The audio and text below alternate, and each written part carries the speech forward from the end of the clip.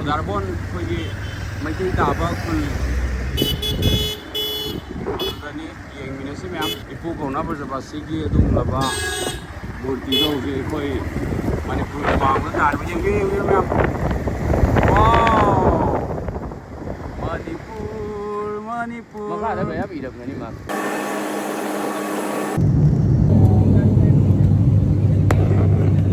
मैं उसे लाइसेंस से जड़ के उदारबोन है ना कितना बा मैं देख खुद इधर नहीं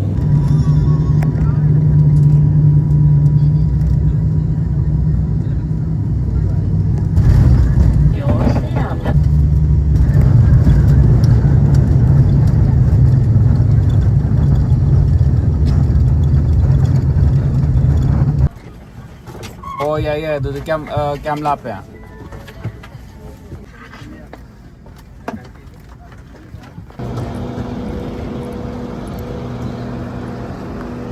Assam đâu đấy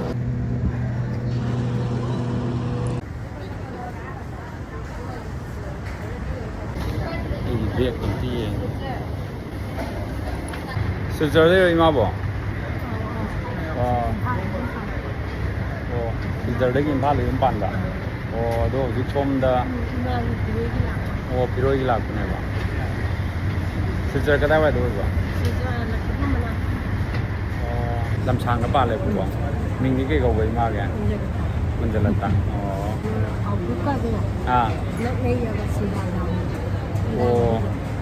rồi thì đang thủ tục có lấy được bao nhiêu rồi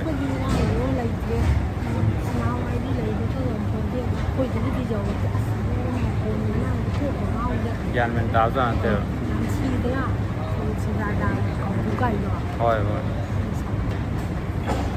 Yang nusi koi masih aina, sudah airport saya tinggal apa ni? Koi masih ayo pun tu minare, tapi pulang cakap ni macam, aduh aina udara pun tu kumhor ni, aduh, magai pun journey si, lain tu mahai tu lagi mah, lain pun gire.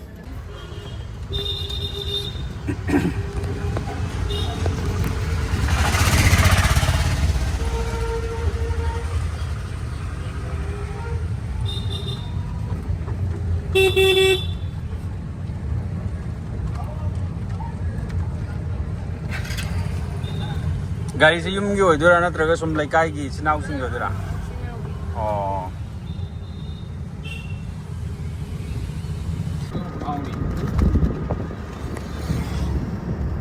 Leo ma leo re bye bye thôi thank you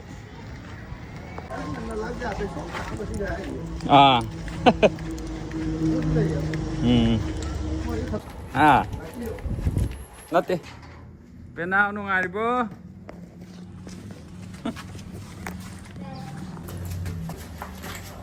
Penau nungai bo có chữ dầu đấy đang có thải em em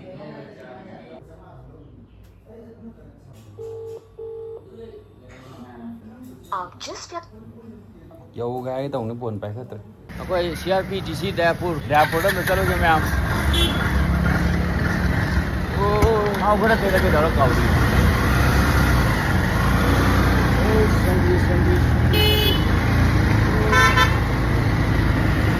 Darbon. Airport.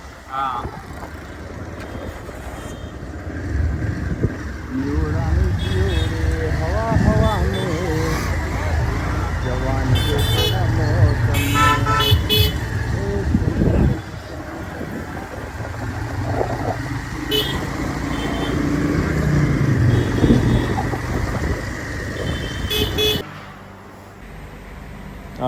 CRPF की मोगी meeting set की type के लेबो अखोगी AC room खकनी अथवा हम चंगरिबो अदन सिंगा ngaihobon साबना मवोंग खुसाम ओय Unsorted टायर ओए होजे अदन लामनिदा हां कैंटीन दा गम लौने हाली जना हाय कनो the लौसे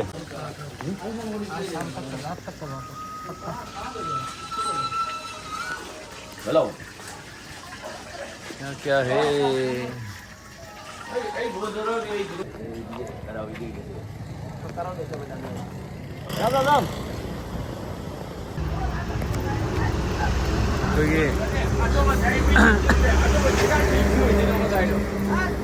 Udarabon na iba Meitei sinawgi hotel amakak ni do ai amadi se nasa tu dikhara jingalu dana nang do duplicate ru da sab chi ro tawli bi ai original nangi to original ai je mai tha de ke chahiye ba mai tha de ke cha na mai tha su chawe ba koi ma ji 근데 내 자수 세례를 비해서 세례를 안 하더냐. Numidang pung kya ba hangge ma Oh hojai khon lai se Udarabon gi kaithel amakakta nga leib lak pani amchina sai yam cha gare jaga je ado mukham ki mafam diam chakot ba hai kare mafam chakot ba hai ki airport nak ba ani train station nak ba chakot ba jaga de oi loina kudong cha ba yam loina phang bai ta mafam जाती लोई शोर है तारे स्वाई तारे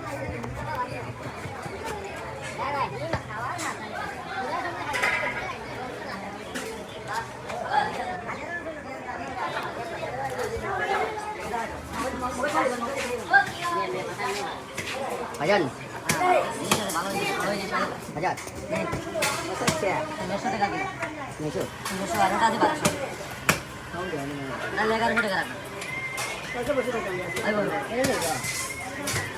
Yo, mana saya buat ni? Aja, tiga. Tiga betul. Tiga betul. Bawa saya.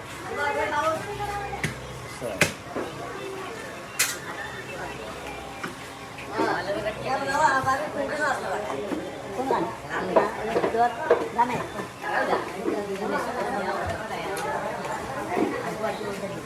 Best makan. Itu. Extra ni. Kalau makan.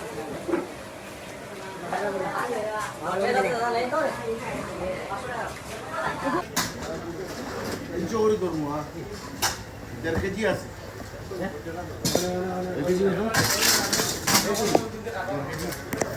이거 담에 들어.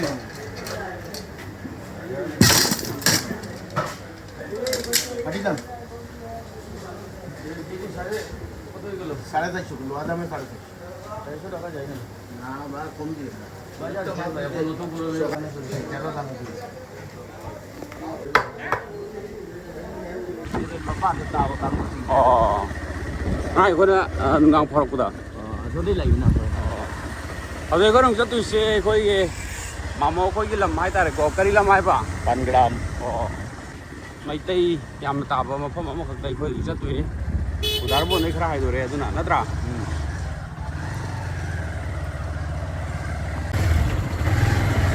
Sabi jang ni hai bi ro ri mem Sabi mai da re Back side ta lei ba jing sina Orai bahar ko sigi jing na ko Manipur ki type ta loina koisa lag lei ne phai je Udarabon de ki kyam nam chale Udarabon de ke yam kana la pa ne te ne 거의 포함으로 제가 세계 스테이지 ono ba ba sig le ba 스테이지. o se chu le ba lambi de ko jeng na dra kon se ko pauna ba ba sigi se chu le lambi de jeng na ne ko ai ru cha ke ma pauna ba sigi ang dro ma dro ko pauna ba sigi ko jaga do yau do re Udarabon jingi ba sai se som Udarabon koi gi Meitei ta ba khul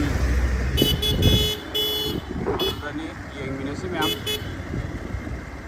ipu ko na ba ba sigi adum la ba Murti do ge koi Manipur ba ma ta ba yeng ge myam wow Manipur makha da ba bi da ni ma na ai mtang sang ga makha da ba Murti sigi makha da ba mayak sing chapten honjar ke wow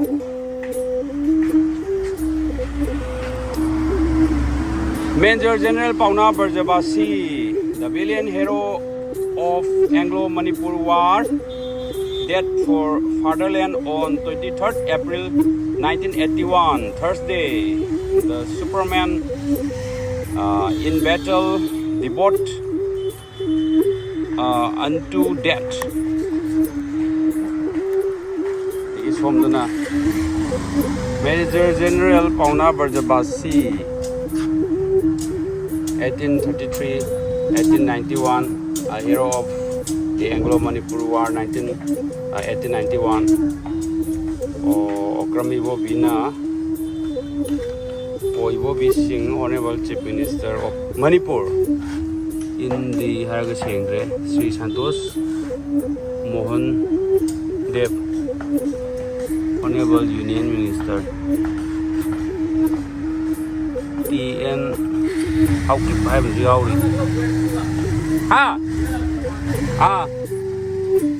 Like Hangam Honorable Minister Bijoy Koijam, Ranjit Singh MLA, Bimalang Suroy, Honorable MLA Silchar Kasar for National Convention.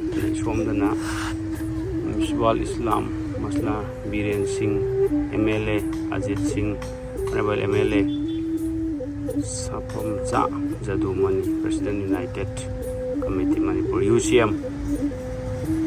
On the occasion of the 4th Manipuri National Convention, 30 January 2058, Pangram, Udarbon Kasar, All Manipur Student Union. Siam Nushi, from Sida Nushi Atal, Manipur Wang Muda, there may buy Ibu Pauna Barjabasi, Murti se Ubada. Ado aikogi British mayokta lanthennagiba hero je aikoi Manipur da ngasi phawda masa khangdaba myam leiri masi soi koi punna thilogi nasi isko jara dekh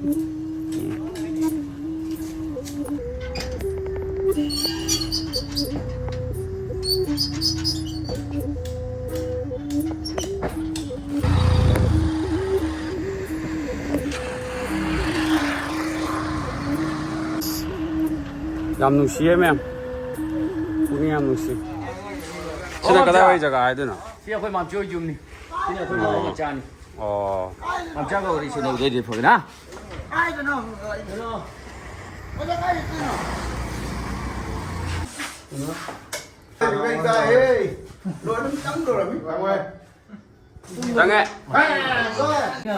Bir Trikenjit ke photo sule hame. Mana khoi Ubadi wari hui na ne. Bir Trikenjit ke photo sule hame. Ilan phang ro lo. Hoi. Mam cho na han ni na mam cho na khang ne. Oi kundu kare ko kaw re mama koi kundu. Pani gram.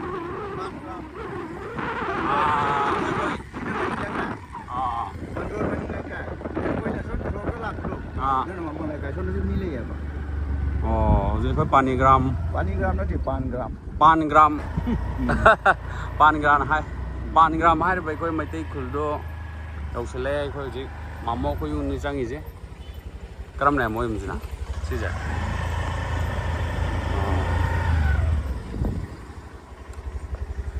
Ai kumara. Kom.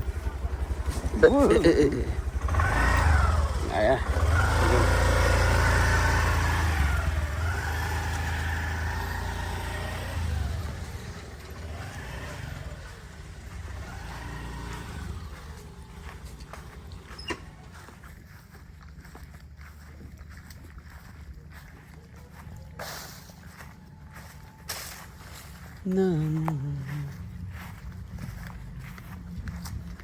Em ha. Đi lại ơi. Khăng lên à? Mấy lúc khăng này của bối này của ấy. Sidra. Khó hơn bị nó này. Rồi xong. Mấy lên rồi. Dây. Mấy lên rồi. lấy lên thả kìa. Nami ke kau ke? Ha? Nabjit. Labjit. Nabjit. Nabjit hai ro. Ke. Ơi. Mà muốn nó đi thì vậy. Nó không thấu sao? Ai ngàn nhiều ơi. Cái gì? Cái lịch trở. Cái gì? Nó sẽ bối nó bối đấy nhỉ? Chúng ta không bối đấy, đấy, ở đây có bối đấy mà số nó bị. Yam thế ta? Ai? Okay tàu đó. Ơi, Nga rồi có thằng thằng bị thằng. Body mà, nó thế. Jadi sini ngasih cũng được tại. Lại chả chứ lại không gặp xử lý. Nâng rồi. Ôi, thôi làm thế của chị. Kung baru makai taraman. Mà. Oh, amma taramu ba. Ơi, baby. Ising ayung balay ba? Kita thak kya. Đi đâu ra được? Apa sambal masalah tu boleh tak? Kompre kau berapa tu ba? Wow, sin kompre kamu ni. Hảo yang này nên thì ra thì sao? Ôi rồi. Cái quả. Dù biết đây đâu ai đâu nhỉ? Kai, nang yubi di kedai. Nang yubi di kedai. Ơ, nó là cái gì? Anh xin lỗi.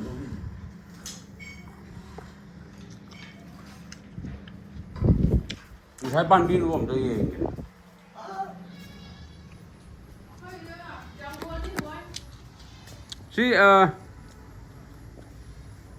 Si jero karam mano. Karam pan di. Ada punya pan. Itu sih pan. Oh si je. Oh, hai jang hai tu apa? Pani jami kan dia hai rang kau kan. Kan dia menuai marun. Oh, macam mung je main saya ba. Lebu dari khasau, batar pun darinya, si cangnya ba. Maku cari nanti. Mapu sa bilo kay ko.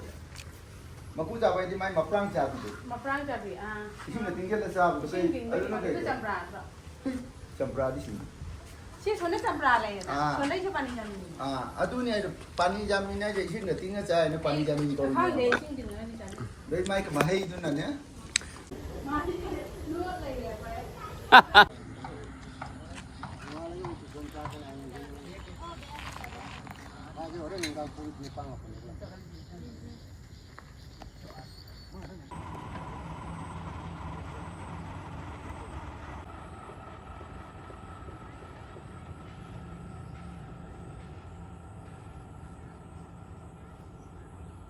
Miambo University lai kok nanu krom jari. Nasi ina lai jari ba khun se pabung udarbon ge manung chandui ne ko pabung. Udarbon ge manung chandba. Ado koi pabung na ngasai ge. Achin ma matam kya haidi dukan pham me pabung se adu koi pabung na achin ma matam kya kai thokpi raga aina lamdam si gi matang da haibadi Manipur gi wang da lai riba koi gi Meitei chin nau sing karai da kari. Oh, sudah nak kena tahu roba. Mamsel nak kena na. Jom halak kita ham sengjar ke.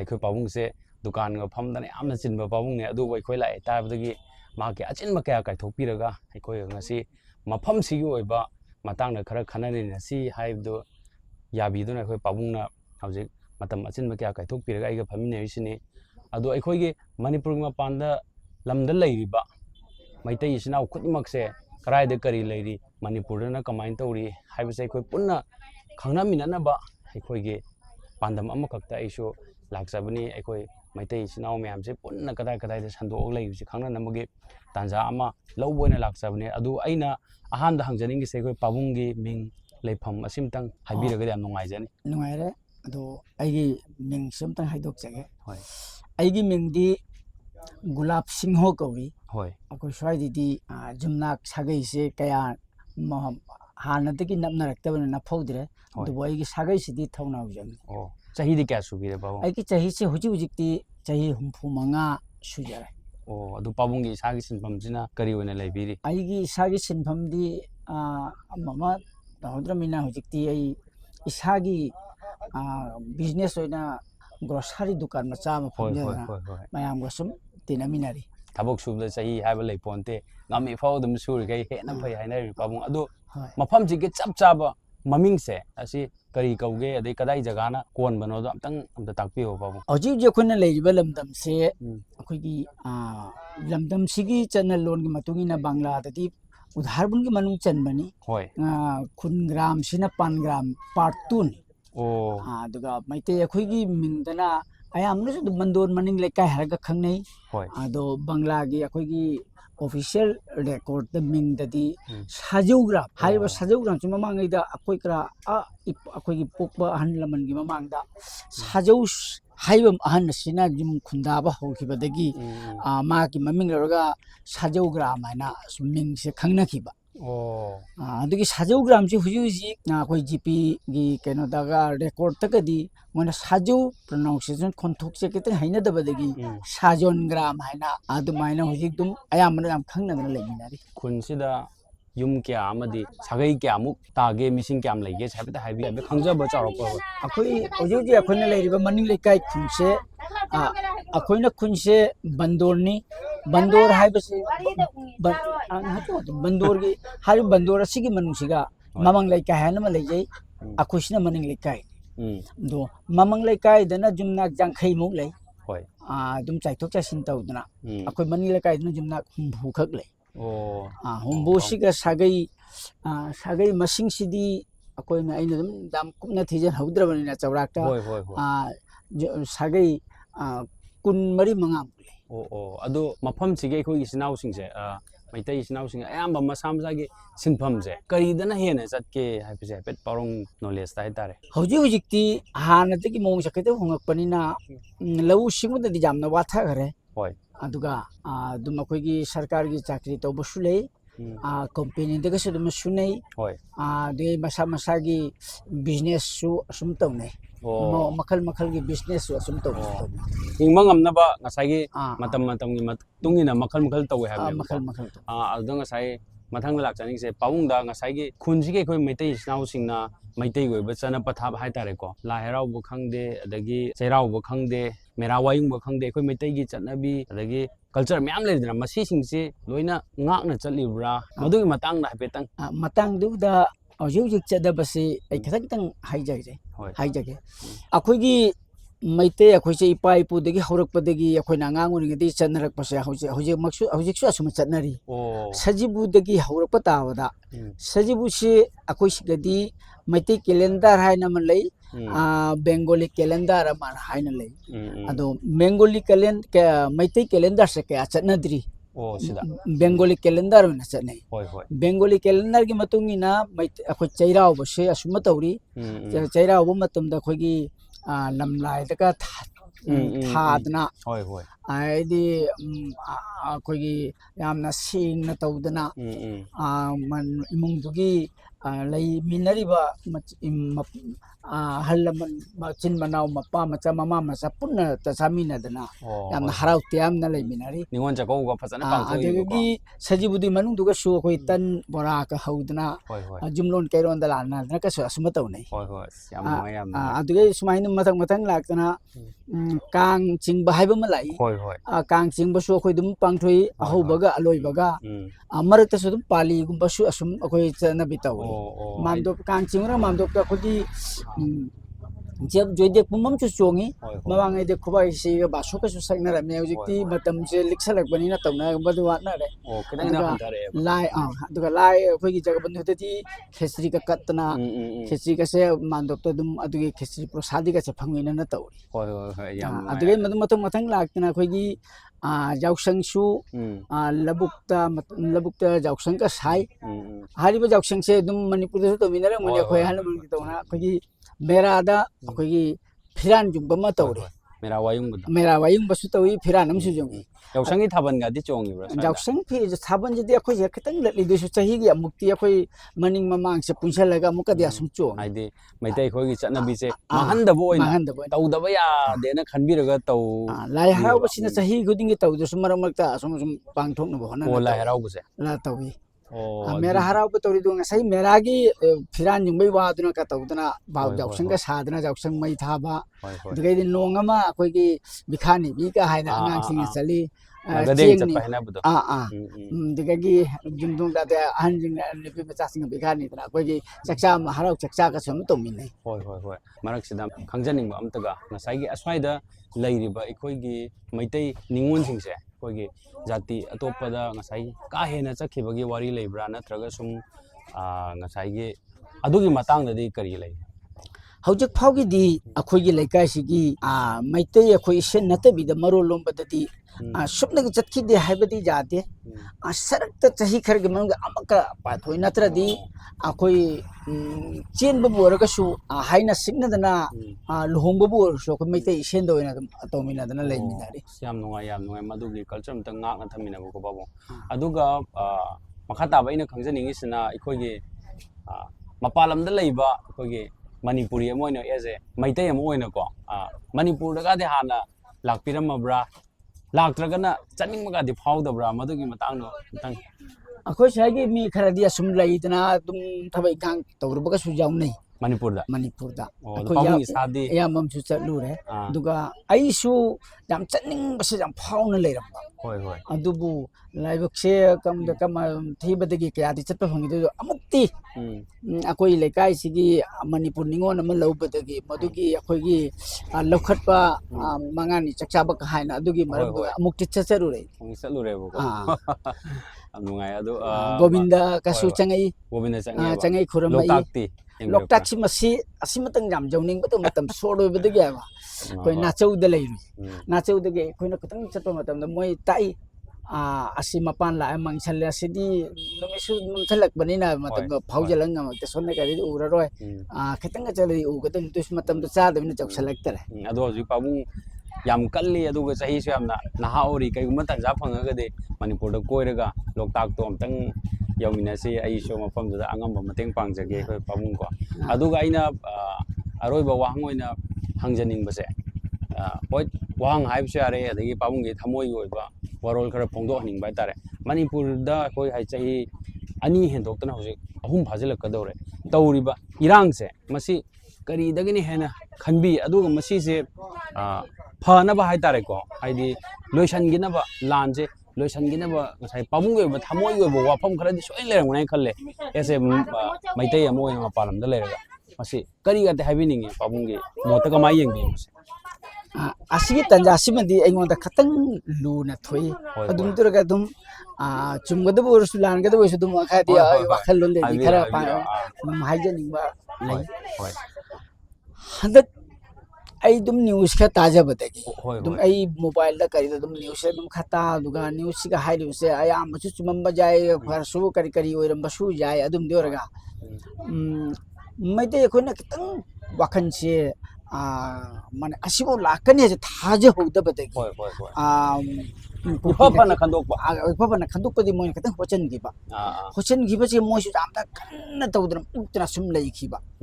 ꯃꯩꯇꯩꯁꯤꯅꯁꯨ ꯃꯁꯤꯒ ꯍꯥꯏꯗꯤ ꯃꯨꯛꯁꯟꯒꯗꯁꯨ ꯈꯤꯇꯪ ꯄꯥꯡꯒꯟ ꯊꯣꯛꯇꯅ ꯂꯩꯕ ꯑꯗꯨꯃꯥꯏꯅ ꯂꯥꯞꯅꯗꯒꯤ ꯎꯖꯔꯤꯕꯀꯣ ꯄꯥꯎ ꯅꯨꯡ ꯇꯥꯕ ꯈꯣꯠꯄꯗꯒꯤ ꯃꯗꯨ ꯃꯁꯤ ꯑꯩꯈꯣꯏꯒꯤ ꯃꯣꯏ MLAꯁꯤꯡꯅꯁꯨ ꯈꯤꯇꯪ ꯃꯄꯥꯡꯒꯜꯁꯦ ꯐꯨꯗꯣꯛꯄ ꯋꯥꯠꯄ ꯍꯥꯏꯒꯗ꯭ꯔꯥ ꯑꯗꯨꯒ ꯑꯩꯈꯣꯏꯒꯤ ꯁꯦꯟꯇ꯭ꯔꯦꯜ ꯒꯣꯚꯔꯟꯃꯦꯟꯇꯁꯨ ꯅꯨꯡꯁꯤꯕꯁꯦ ꯍꯦꯟꯅ ꯅꯨꯡꯁꯤꯍꯟꯕ ꯆꯪꯗꯅ ꯊꯃꯣꯏ ꯌꯥꯎꯅ ꯅꯨꯡꯁꯤꯍꯟꯕꯁꯦ ꯐꯥꯎꯍꯟꯕ ꯉꯝꯗ꯭ꯔꯕ꯭ꯔꯥ ꯀꯔꯤꯒꯨꯝꯕ ꯁꯦꯟꯇ꯭ꯔꯦꯜꯅ ꯀꯔꯤꯒꯨꯝꯕ ꯄꯨꯛꯅꯤꯡ ꯆꯪꯕ ꯇꯥꯔꯗꯤ ꯆꯌꯣꯜ ꯑꯃꯒꯤ ꯃꯅꯨꯡꯗ ꯑꯁꯨꯝ ꯂꯣꯏꯁꯤꯟꯕ ꯌꯥꯕ ꯑꯗꯨꯒꯨꯝꯕ ꯏꯔꯥꯡ ꯈꯟꯖꯔꯤꯕ ꯑꯗꯣ ꯑꯁꯤꯒ ꯑꯗꯨꯝ ꯁꯥꯡꯊꯅ ꯂꯩꯔꯤꯁꯦ ꯀꯔꯤꯕꯨ ꯊꯣꯛꯑꯒꯕ ꯍꯥꯏꯅ ꯃꯇꯝꯗꯁꯨ ꯑꯩꯈꯣꯏ ꯁꯤꯟꯁꯨ ꯑꯗꯨꯝ ꯋꯥꯔꯤ ꯐꯥꯎꯅ ꯁꯥꯟꯅꯩ ꯀꯔꯤ ꯃꯩꯇꯩ ꯑꯩꯈꯣꯏꯁꯤꯕꯨ ꯃꯅꯤꯄꯨꯔꯗ ꯃꯨꯠꯈꯤꯕ ꯇꯥꯔꯒꯗꯤ ꯌꯥꯝꯅ ꯁꯥꯊꯤꯅ ꯍꯟꯊꯅ ꯁꯣꯟꯈꯤꯕ ꯇꯥꯔꯒꯗꯤ ꯀꯁꯥꯔꯗ ꯂꯩꯔꯤꯕ ꯃꯩꯇꯩ ꯑꯩꯈꯣꯏꯒꯤꯁꯨ ꯌꯥꯝꯅ ꯃꯃꯜꯁꯦ ꯍꯟꯊꯒꯗ꯭ꯔꯥ ꯍꯥꯏꯕ ꯋꯥꯈꯜ ꯑꯃꯁꯨ ꯑꯗꯨꯃꯥꯏꯅꯁꯨ ꯑꯩꯈꯣꯏ ꯌꯥꯝ ꯀꯟꯅ ꯋꯥꯔꯤ ꯁꯥꯟꯅꯩ ꯑꯩꯈꯣꯏ ꯃꯩꯇꯩ ꯑꯁꯥꯝꯗ ꯂꯩꯔꯤꯕ ꯀꯁꯥꯔꯗꯅ ꯈꯔ ꯍꯦꯟꯅ ꯄꯨꯡꯅ ꯂꯩ ꯑꯁꯥꯝꯗꯁꯨ ꯂꯩꯖꯩ ꯑꯗꯣ ꯑꯩꯈꯣꯏ ꯑꯁꯥꯝꯒꯤ ꯃꯩꯇꯩꯁꯤꯡꯁꯤꯅꯁꯨ ꯑꯩꯈꯣꯏ ꯑꯁꯥꯝ ꯁꯔꯀꯥꯔꯗ ꯃꯩꯇꯩꯁꯤꯡꯁꯤꯅ STꯁꯦ ꯇꯥꯟꯖꯔꯨꯔꯦ ST ꯇꯥꯜꯂꯨꯕꯁꯤꯒ ꯑꯗꯨꯝ ꯑꯩꯈꯣꯏ ꯑꯗꯨꯝ ꯑꯩꯃꯛꯇꯤ ꯆꯠꯆꯔꯨꯗꯦ ꯑꯗꯨꯝ ꯑꯩꯈꯣই ꯑꯗꯨꯝ ꯆꯦꯟ ꯆꯣꯡꯕꯁꯤꯡꯗꯨꯒ ꯋꯥꯔꯤ ꯋꯥꯇꯥꯏ ꯁꯥꯟꯅꯕꯗ ꯑꯁꯥꯝ ꯁꯔꯀꯥꯔꯅꯁꯨ ꯍꯥꯏꯕꯤꯌꯦ ꯃꯅꯤꯄꯨꯔ ꯁꯔꯀꯥꯔꯅ STꯁꯦ ꯐꯪꯕ ꯇꯥꯔꯒꯗꯤ ꯑꯩꯈꯣꯏ ꯑꯁꯥꯝꯁꯨ ꯁꯣꯏꯗꯅ ꯄꯤꯅꯤ ꯍꯥꯏꯕ ꯑꯗꯨꯒꯨꯝꯕ ꯋꯥ ꯑꯃꯁꯨ ꯂꯩꯅꯈꯤ ꯍꯥꯏꯅ ngasi Meitei ST sisu andagi irang si haurakpadam ST se piri haibe jabagi mong su oina kheba du minus lai khiba hoi hoi ado phang haudaba siga khoi su katang masigi ST gi asima su khoi da su ngak na lai khaba du maina ma oi asi ningam da ba mani mane mane pabung adu pabung hojik se khoi gi Manipur sida aikoge lan thokibage lanje thajinba ngamdabagi condition se maikai kya adagi aikoge MLA sing lingjen manadaba adagi Meitei gi CSO sing ngasai tongan tongan belaiba group map je lingjen manadabagi pawam je soidana tabirangone taji singmi tammi adagi Meitei de lei map je punamak lingjen se manabana phayana khanbra phattena khanbiba pawungi mota puna basi lingjen manaba taragadi pangan na se kan gani hoi aje khajari baina hoi di pangan kan ba taragadi akan ba Ngamdaba basi laite. akan bana subada ngam da balaitti hoi hoi adana manabana jamna phai kuki ga su karigi khana ga de leminaramina hoi hoi mosu muthatpadi jade tanthokku jade leminani ase leminare harga karmai todna mukhui su phaba khoi Meitei su phaba moina tawba yaba demand yadaba demand haibsu moida khangan biraga adu aiko myam pulna hingminabna paye natra mane mane yam nungaijare ngasi pabunggi achinba kaithokpiduna nachana karigumba khara khangjaningbada pabungna ayaw pibiba pabungbu haingai leitana thagachari adu pabung kaigumba sangma taragadi manipurse soidana koibiro haise hari krishnai nomudi ko jarakke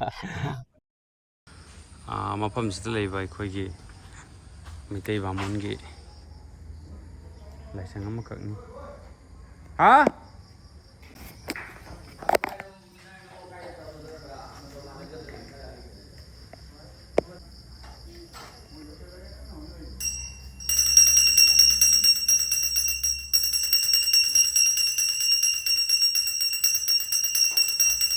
Leroydro, bel leroydro. No.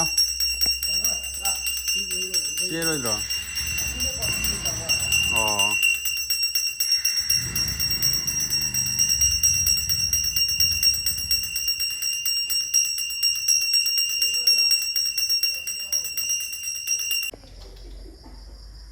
Oh, macam mana ni boko? Mayam masina lai coba tahu tu tak ini ba. Yampai. Atang mana semua itu.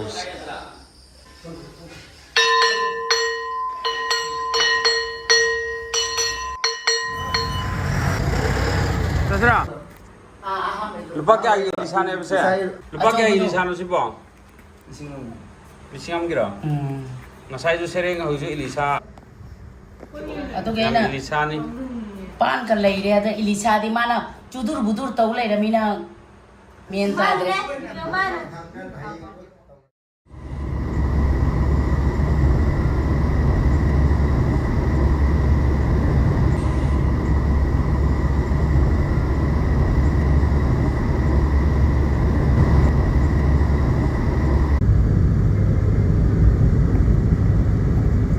Agak tak kali mina, angan lebih kau kena apa ya? Namin kau ke? Si Bras kau bra. Ha. Kau buat. Taweng ke, harus main taweng ke.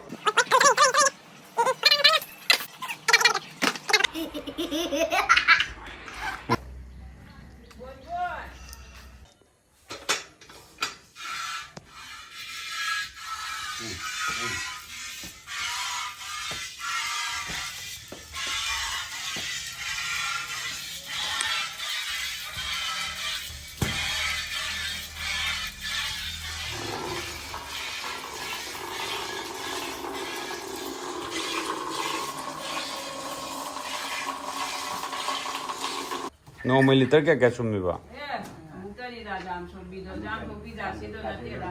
Oh.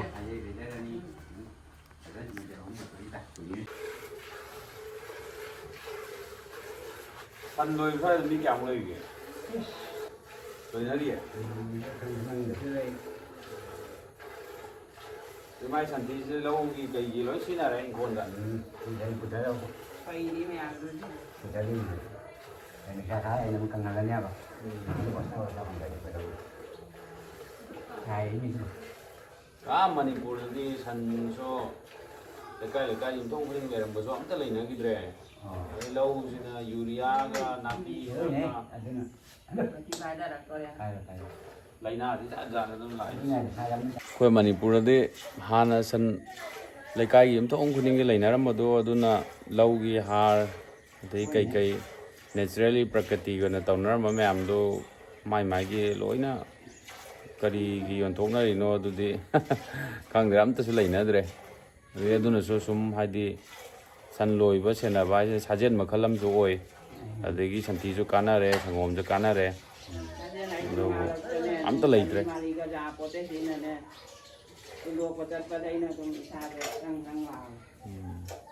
ꯑꯗꯣ ꯍꯧꯖꯤꯛ ꯑꯗꯨꯝ ꯍꯟꯖꯤꯜꯂꯛꯄ ꯀꯩꯁꯨ ꯀꯥꯏꯗꯦ ꯁꯟ ꯂꯣꯏꯕꯒꯤ ꯍꯩꯅꯕꯤꯁꯦ ꯑꯗꯨ ꯁꯣꯝꯗꯗꯤ ꯁꯟ ꯌꯥꯝ ꯂꯣꯏꯅꯔꯤ ꯍꯥꯏꯇꯥꯔꯦ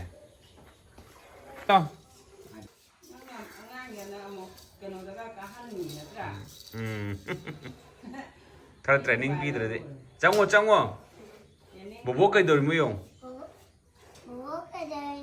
ꯆꯪꯉ ꯌꯦꯡꯉꯣ ꯀꯩꯗꯧꯔꯒꯦ ꯀꯤꯕ꯭ꯔꯥ ꯆꯪꯉꯣ ꯆꯪꯉꯣ ꯆꯪꯉꯣ ꯆꯪꯉꯣ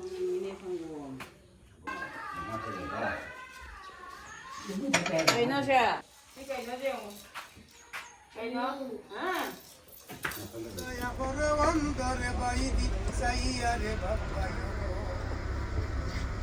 ও বাবাই মা বই না বলে 5-10 টাকা বলো জিনিস নাই রে বাবাই ও বল এই करी कलर ना ये सिम करी कलर हाँ ऑरेंज कलर सिबा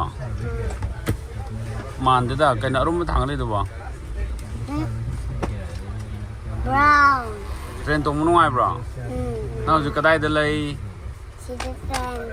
ट्रेन दा करी लम की ट्रेन न सिबा सिबु करी लम की ट्रेन नो brown करी लम की ट्रेन नो सिबा असम की ट्रेन ने है वो असम की ट्रेन ने है वो सना नुआई ब्रा मणिपुर नुसिब्रा मणिपुर हायो इमाना मणिपुर हायो इमाना याई फरे याई फरे याई याई फरे हायो याई फ रे याई फरे हाँ याई फरे good hꯧꯖꯤꯛꯁꯦ ꯃꯌꯥꯝ ꯍꯥꯐꯂꯣꯡ ꯂꯝꯕꯤꯅꯤ ꯀꯌꯥꯝ ꯐꯖꯒꯦ ꯌꯦꯡꯉꯣ ꯈꯟꯖꯟꯈ꯭ꯔꯦꯅꯦ ꯇꯨꯔꯦꯟꯁꯦ ꯑꯃꯨꯛ ꯅꯥꯃꯣꯗꯒꯤ ꯁꯤꯝ ꯇꯧꯋꯦꯁꯤ ꯑꯦ ꯁꯨꯔꯨꯡ ꯆꯪꯉꯦ ꯃꯌꯥꯝ ꯍꯧꯖꯤꯛ ꯆꯪꯉꯤꯁꯤ ꯁꯨꯔꯨꯡꯅꯦ ꯆꯤꯡꯅꯨꯡ ꯃꯥꯅꯨꯡ ꯍꯥꯏꯇꯥꯔꯦ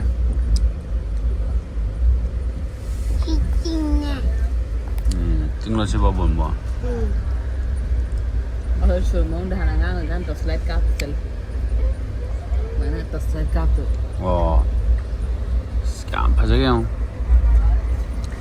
behti hava saath ho उड़ती पतंग सा था वो कहाँ गए से दूर सुरुंग हम चंग दो माल है इधर अमो मोना सिपम उधर से सिपम अदू ये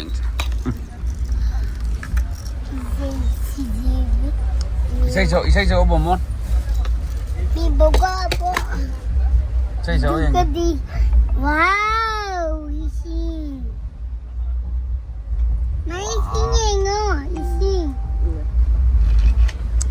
Pajabra.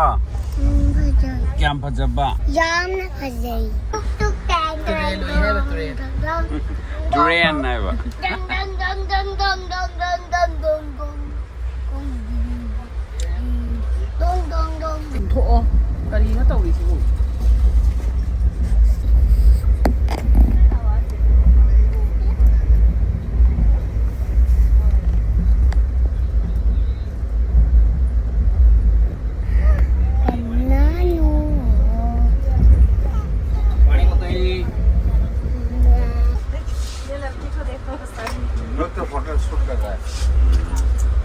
Đặt Dabra.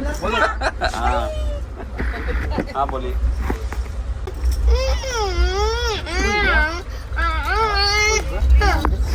Us, good pasal sih ngone nang bo.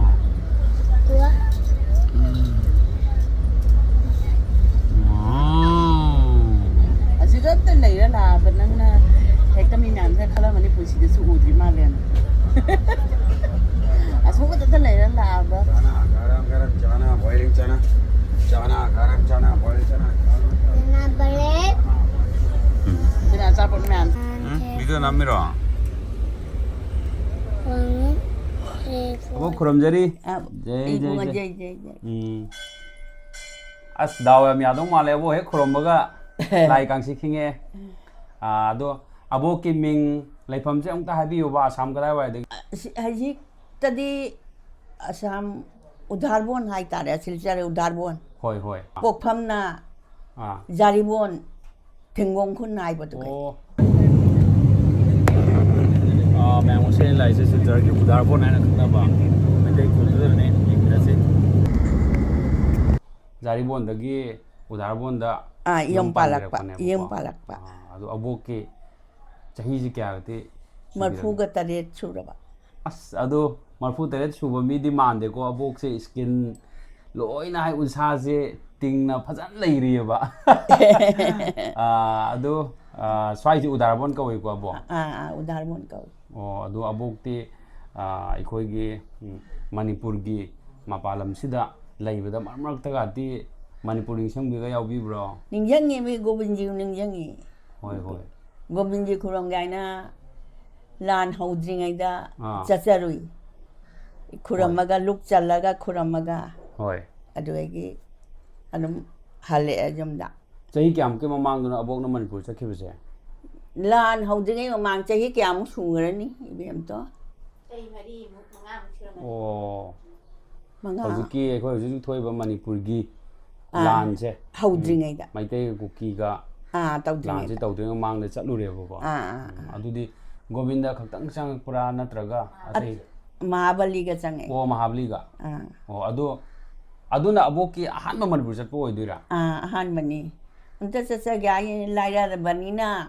Hoi. Chatpa ngamdaba dugai sumyum ga tawna icha jingju tabang ingang tawre dugai isu talakpada isu ju ada karino tamanaina sale. Hoi. Ada di aina mama singa bem lairingai da aisu amtang chatna Gobinji khurang gai duga. O ima chatna chi chakani. Kana chaminai baboka. Maga chalin. Indom chaga. Adudi Koina khanjarakpa Manipur amtang chatkena khanjabudu Manipur yaubo mikupta kari phauge thamoida Nungai ba phaugi Gobinji du kuramaga hoi pien bai do oi ada Meitei myam ubudadi kari phauge Meitei du urga ni nungai dana hoi asigana mayang marba kari taudana jana na leibani dana hoi ada Meitei ngakta du ubada Meitei ngatani yamna pien mo po ongone ba thamoida ko ado ada Manipur gi chang chang ji kai di charke kari Gobinji gi jaluk hawbado de chai ado de mathen di khram suromani khalle uti dagi kai dagi mathen kyam ti su yabong na be khandi gi da okhan jami bungo hai ba ngamdre kaw re kuitna hoi ado loktak pat ka ti yoruktre Jaurubra jauraktabra duin nang pabung hoi tu gadi chalu dana ai chatra lapa ba Manipur da ima khoi gi mari mata se kana lei kamai tau ga da leite ne bungo amta leita ba hajikti thogle monor mayum chagai gi andak hak se ichani pasga amtang sagai khangna si aina hoi che thare hoi sagai pun bai do lu sagai khangna ni tawrok pa kan ji ga ichani pa hanjil kolong leitri ba hoi khangna ge tawrok pa da adu gi matam so lakani adu ga ada Manipur le ri myam se ekhoi Meitei myam le ji jinau ngaktan natra aduna ada lakpiram dana Meitei ga haidi ngasai Meitei myam do ubuda abok na yamna ꯅꯨꯡꯉꯥꯏ ꯍꯥꯏꯅ ꯊꯝꯕꯤꯔꯤꯕꯗꯣ ꯑꯩ ꯁꯣꯏꯗꯅ ꯃꯗꯨꯒꯤ ꯅꯨꯡꯉꯥꯏ ꯑꯗꯨꯇꯕꯨ ꯌꯦꯡꯒꯥꯏꯅ ꯆꯠꯂꯨꯔꯤꯃꯤ ꯂꯥꯏꯁꯨ ꯈꯨꯔꯝꯃꯨ ꯒꯥꯏꯅ ꯍꯣꯏ ꯑꯗꯨ ꯑꯕꯣꯛ ꯉꯁꯥꯏꯒꯤ ꯎꯗꯥꯔꯕꯣꯟ ꯍꯥꯏꯔꯤꯕ ꯃꯐꯝꯁꯦ ꯃꯁꯤꯁꯦ ꯁꯤꯗ ꯃꯩꯇꯩ ꯇꯥꯔꯝꯃꯤꯁꯦ ꯍꯥꯏꯗꯤ ꯀꯃꯥꯏꯅ ꯇꯥꯔꯛꯈꯤꯕꯅꯣ ꯑꯗꯒꯤ ꯃꯤꯁꯤ ꯆꯥꯎꯔꯛꯅ ꯁ꯭ꯋꯥꯏꯗ ꯀꯌꯥꯝ ꯁꯥꯒꯩ ꯀꯌꯥꯝ ꯒꯥꯇꯤ ꯂꯩꯕꯖꯥꯠꯅꯣ ꯍꯥꯏꯐꯦꯠꯇꯪ ꯍꯥꯏꯕꯤꯌꯨ ꯑꯗꯨꯝ ꯂꯩꯗ ꯁꯥꯒꯩꯗꯤ ꯑꯣꯈꯥꯛ ꯌꯥꯝꯅ ꯑꯗꯣ ꯑꯩꯈꯣꯏꯁꯦ ꯍꯦꯛ ꯍꯧꯐꯝꯗꯦꯕ ꯍꯧꯐꯝꯁꯦꯗꯤ ꯑꯩꯈꯣꯏꯒꯤ ꯑꯩꯒꯥꯄꯨꯔꯦꯟ ꯄꯣꯛꯄ ꯏꯙꯧꯁꯦ ꯃꯃꯥꯡꯁꯤꯒ ꯄꯟꯗꯤꯠ ꯑꯃ ꯂꯩꯔꯝꯃꯦ ꯄꯟꯗꯤꯠꯁꯤꯒ ꯂꯥꯏꯔꯤꯛ ꯇꯝꯕ ꯂꯥꯛꯄꯁꯤꯒ ꯂꯥꯏꯔꯤꯛ ꯇꯝꯃꯒ ꯑꯗꯨꯒ ꯇꯝꯕꯤꯔꯤꯕꯁꯤ ꯑꯣꯖꯥꯁꯤꯒꯤ ꯏꯃꯨꯡꯁꯤꯒ ꯅꯤꯉꯣꯜ ꯂꯩꯔꯕ ꯅꯤꯉꯣꯜ ꯂꯩꯕꯗꯒꯤ ꯁꯤꯒ ꯂꯝ ꯃꯆꯦꯠ ꯑꯃ ꯕꯉꯥꯂꯤ ꯍꯥꯏꯇꯥꯔꯦ ꯂꯝ ꯃꯆꯦꯠꯁꯤ ꯀꯩꯅꯣ ꯇꯧꯔꯒ ꯉꯥꯡꯅꯔꯒ ꯑꯁꯤꯒ ꯌꯨꯝ ꯁꯥꯛꯄꯗꯅ ꯂꯩꯗꯅ ꯅꯨꯄꯤ ꯑꯉꯥꯡ ꯊꯤꯗꯅ ꯇꯧꯅ ꯂꯩꯔꯝ ꯃꯥꯜꯂꯦ ꯑꯩꯈꯣꯏ ꯏꯙꯧꯁꯦ ꯏꯙꯧꯗꯒꯤ ꯑꯩꯒꯥꯄꯨꯔꯦꯟ ꯇꯥꯔꯛꯑꯦ ꯑꯩꯒꯥꯄꯨꯔꯦꯟ ꯇꯥꯔꯛꯑꯒ ꯑꯩꯒꯥꯄꯨꯔꯦꯟꯒꯤ ꯃꯆꯤꯟ ꯃꯅꯥꯎ ꯃꯣꯏ ꯃꯔꯤ ꯑꯅꯤ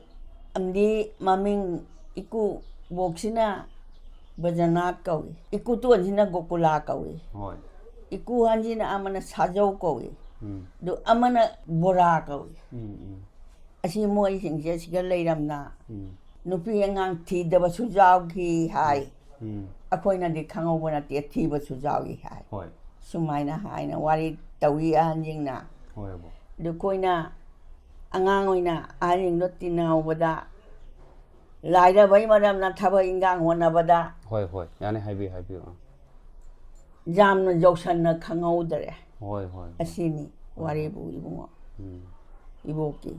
ꯍꯣꯏ ꯍꯣꯏ ꯍꯣꯏ. ꯑꯗꯣ ꯑꯕꯣꯛ ꯉꯁꯥꯏꯒꯤ ꯑꯁꯨꯛ ꯁꯥꯡꯉꯕ ꯑꯩꯈꯣꯏ ꯑꯕꯣꯛꯅ ꯎꯗꯥꯔꯕꯣꯟꯁꯤꯗ ꯆꯍꯤꯁꯦ ꯍꯤꯡꯉꯛꯏꯀꯣ. ꯑꯗꯣ ꯀꯔꯤ ꯀꯔꯝꯕ ꯀꯔꯕꯥꯔ ꯀꯔꯤ ꯀꯔꯝꯕ ꯍꯥꯏꯕꯨ ꯏꯕꯨꯡꯉꯣ ꯍꯥꯏꯅꯤꯡꯉꯥꯏ ꯂꯩꯇꯦꯗ ꯑꯃꯣꯠꯄ ꯊꯕꯛ ꯉꯥꯛꯇꯅꯤꯗ. ꯑꯣ. ꯑꯃꯣꯠꯄ ꯊꯕꯛ ꯂꯧꯁꯤꯡꯁꯨ ꯃꯆꯦꯠ ꯑꯃꯁꯨ ꯂꯩꯇꯕ. ꯃꯤꯒꯤ ꯂꯧ ꯈꯔ ꯐꯧꯁꯥꯅ ꯑꯣꯏꯅ ꯁꯨꯔꯒ ꯑꯗꯨꯒ ꯑꯗꯨꯝ ꯆꯥꯕ ꯀꯔꯕꯥꯔ ꯇꯧꯅ ꯑꯗꯨꯃꯥꯏꯅ ꯇꯧꯅ ꯂꯩꯔꯝꯃꯤ. ꯑꯗꯨ ꯃꯣꯠꯄ ꯍꯥꯏꯁꯦ ꯑꯕꯣꯛ ꯏꯁꯥꯒꯤ ꯍꯨꯃꯥꯡ ꯃꯃꯜꯅ ꯁꯨꯔꯒ ꯆꯥꯖꯕ ꯊꯕꯛꯁꯤꯗꯒꯤ ꯁꯦꯡꯕ ꯍꯦꯟꯕꯗ ꯂꯩ ꯄꯣꯟꯇꯦꯀꯣ ꯑꯗꯨ ꯉꯥꯛꯇꯅꯤ. ꯑꯕꯣꯛꯅ ꯋꯥꯔꯛꯄꯩꯅꯦ ꯉꯁꯤ ꯀꯟꯅ ꯂꯩꯔꯤꯁꯦ ꯅꯠꯇ꯭ꯔꯥ ꯑꯕꯣꯛ? ꯑꯩꯕꯣꯛꯇꯤ ꯋꯥꯕꯩꯗꯤ ꯍꯥꯏꯅꯤꯡꯉꯥꯏ ꯂꯩꯈꯤꯗꯦ. ꯍꯣꯏ ꯍꯣꯏ.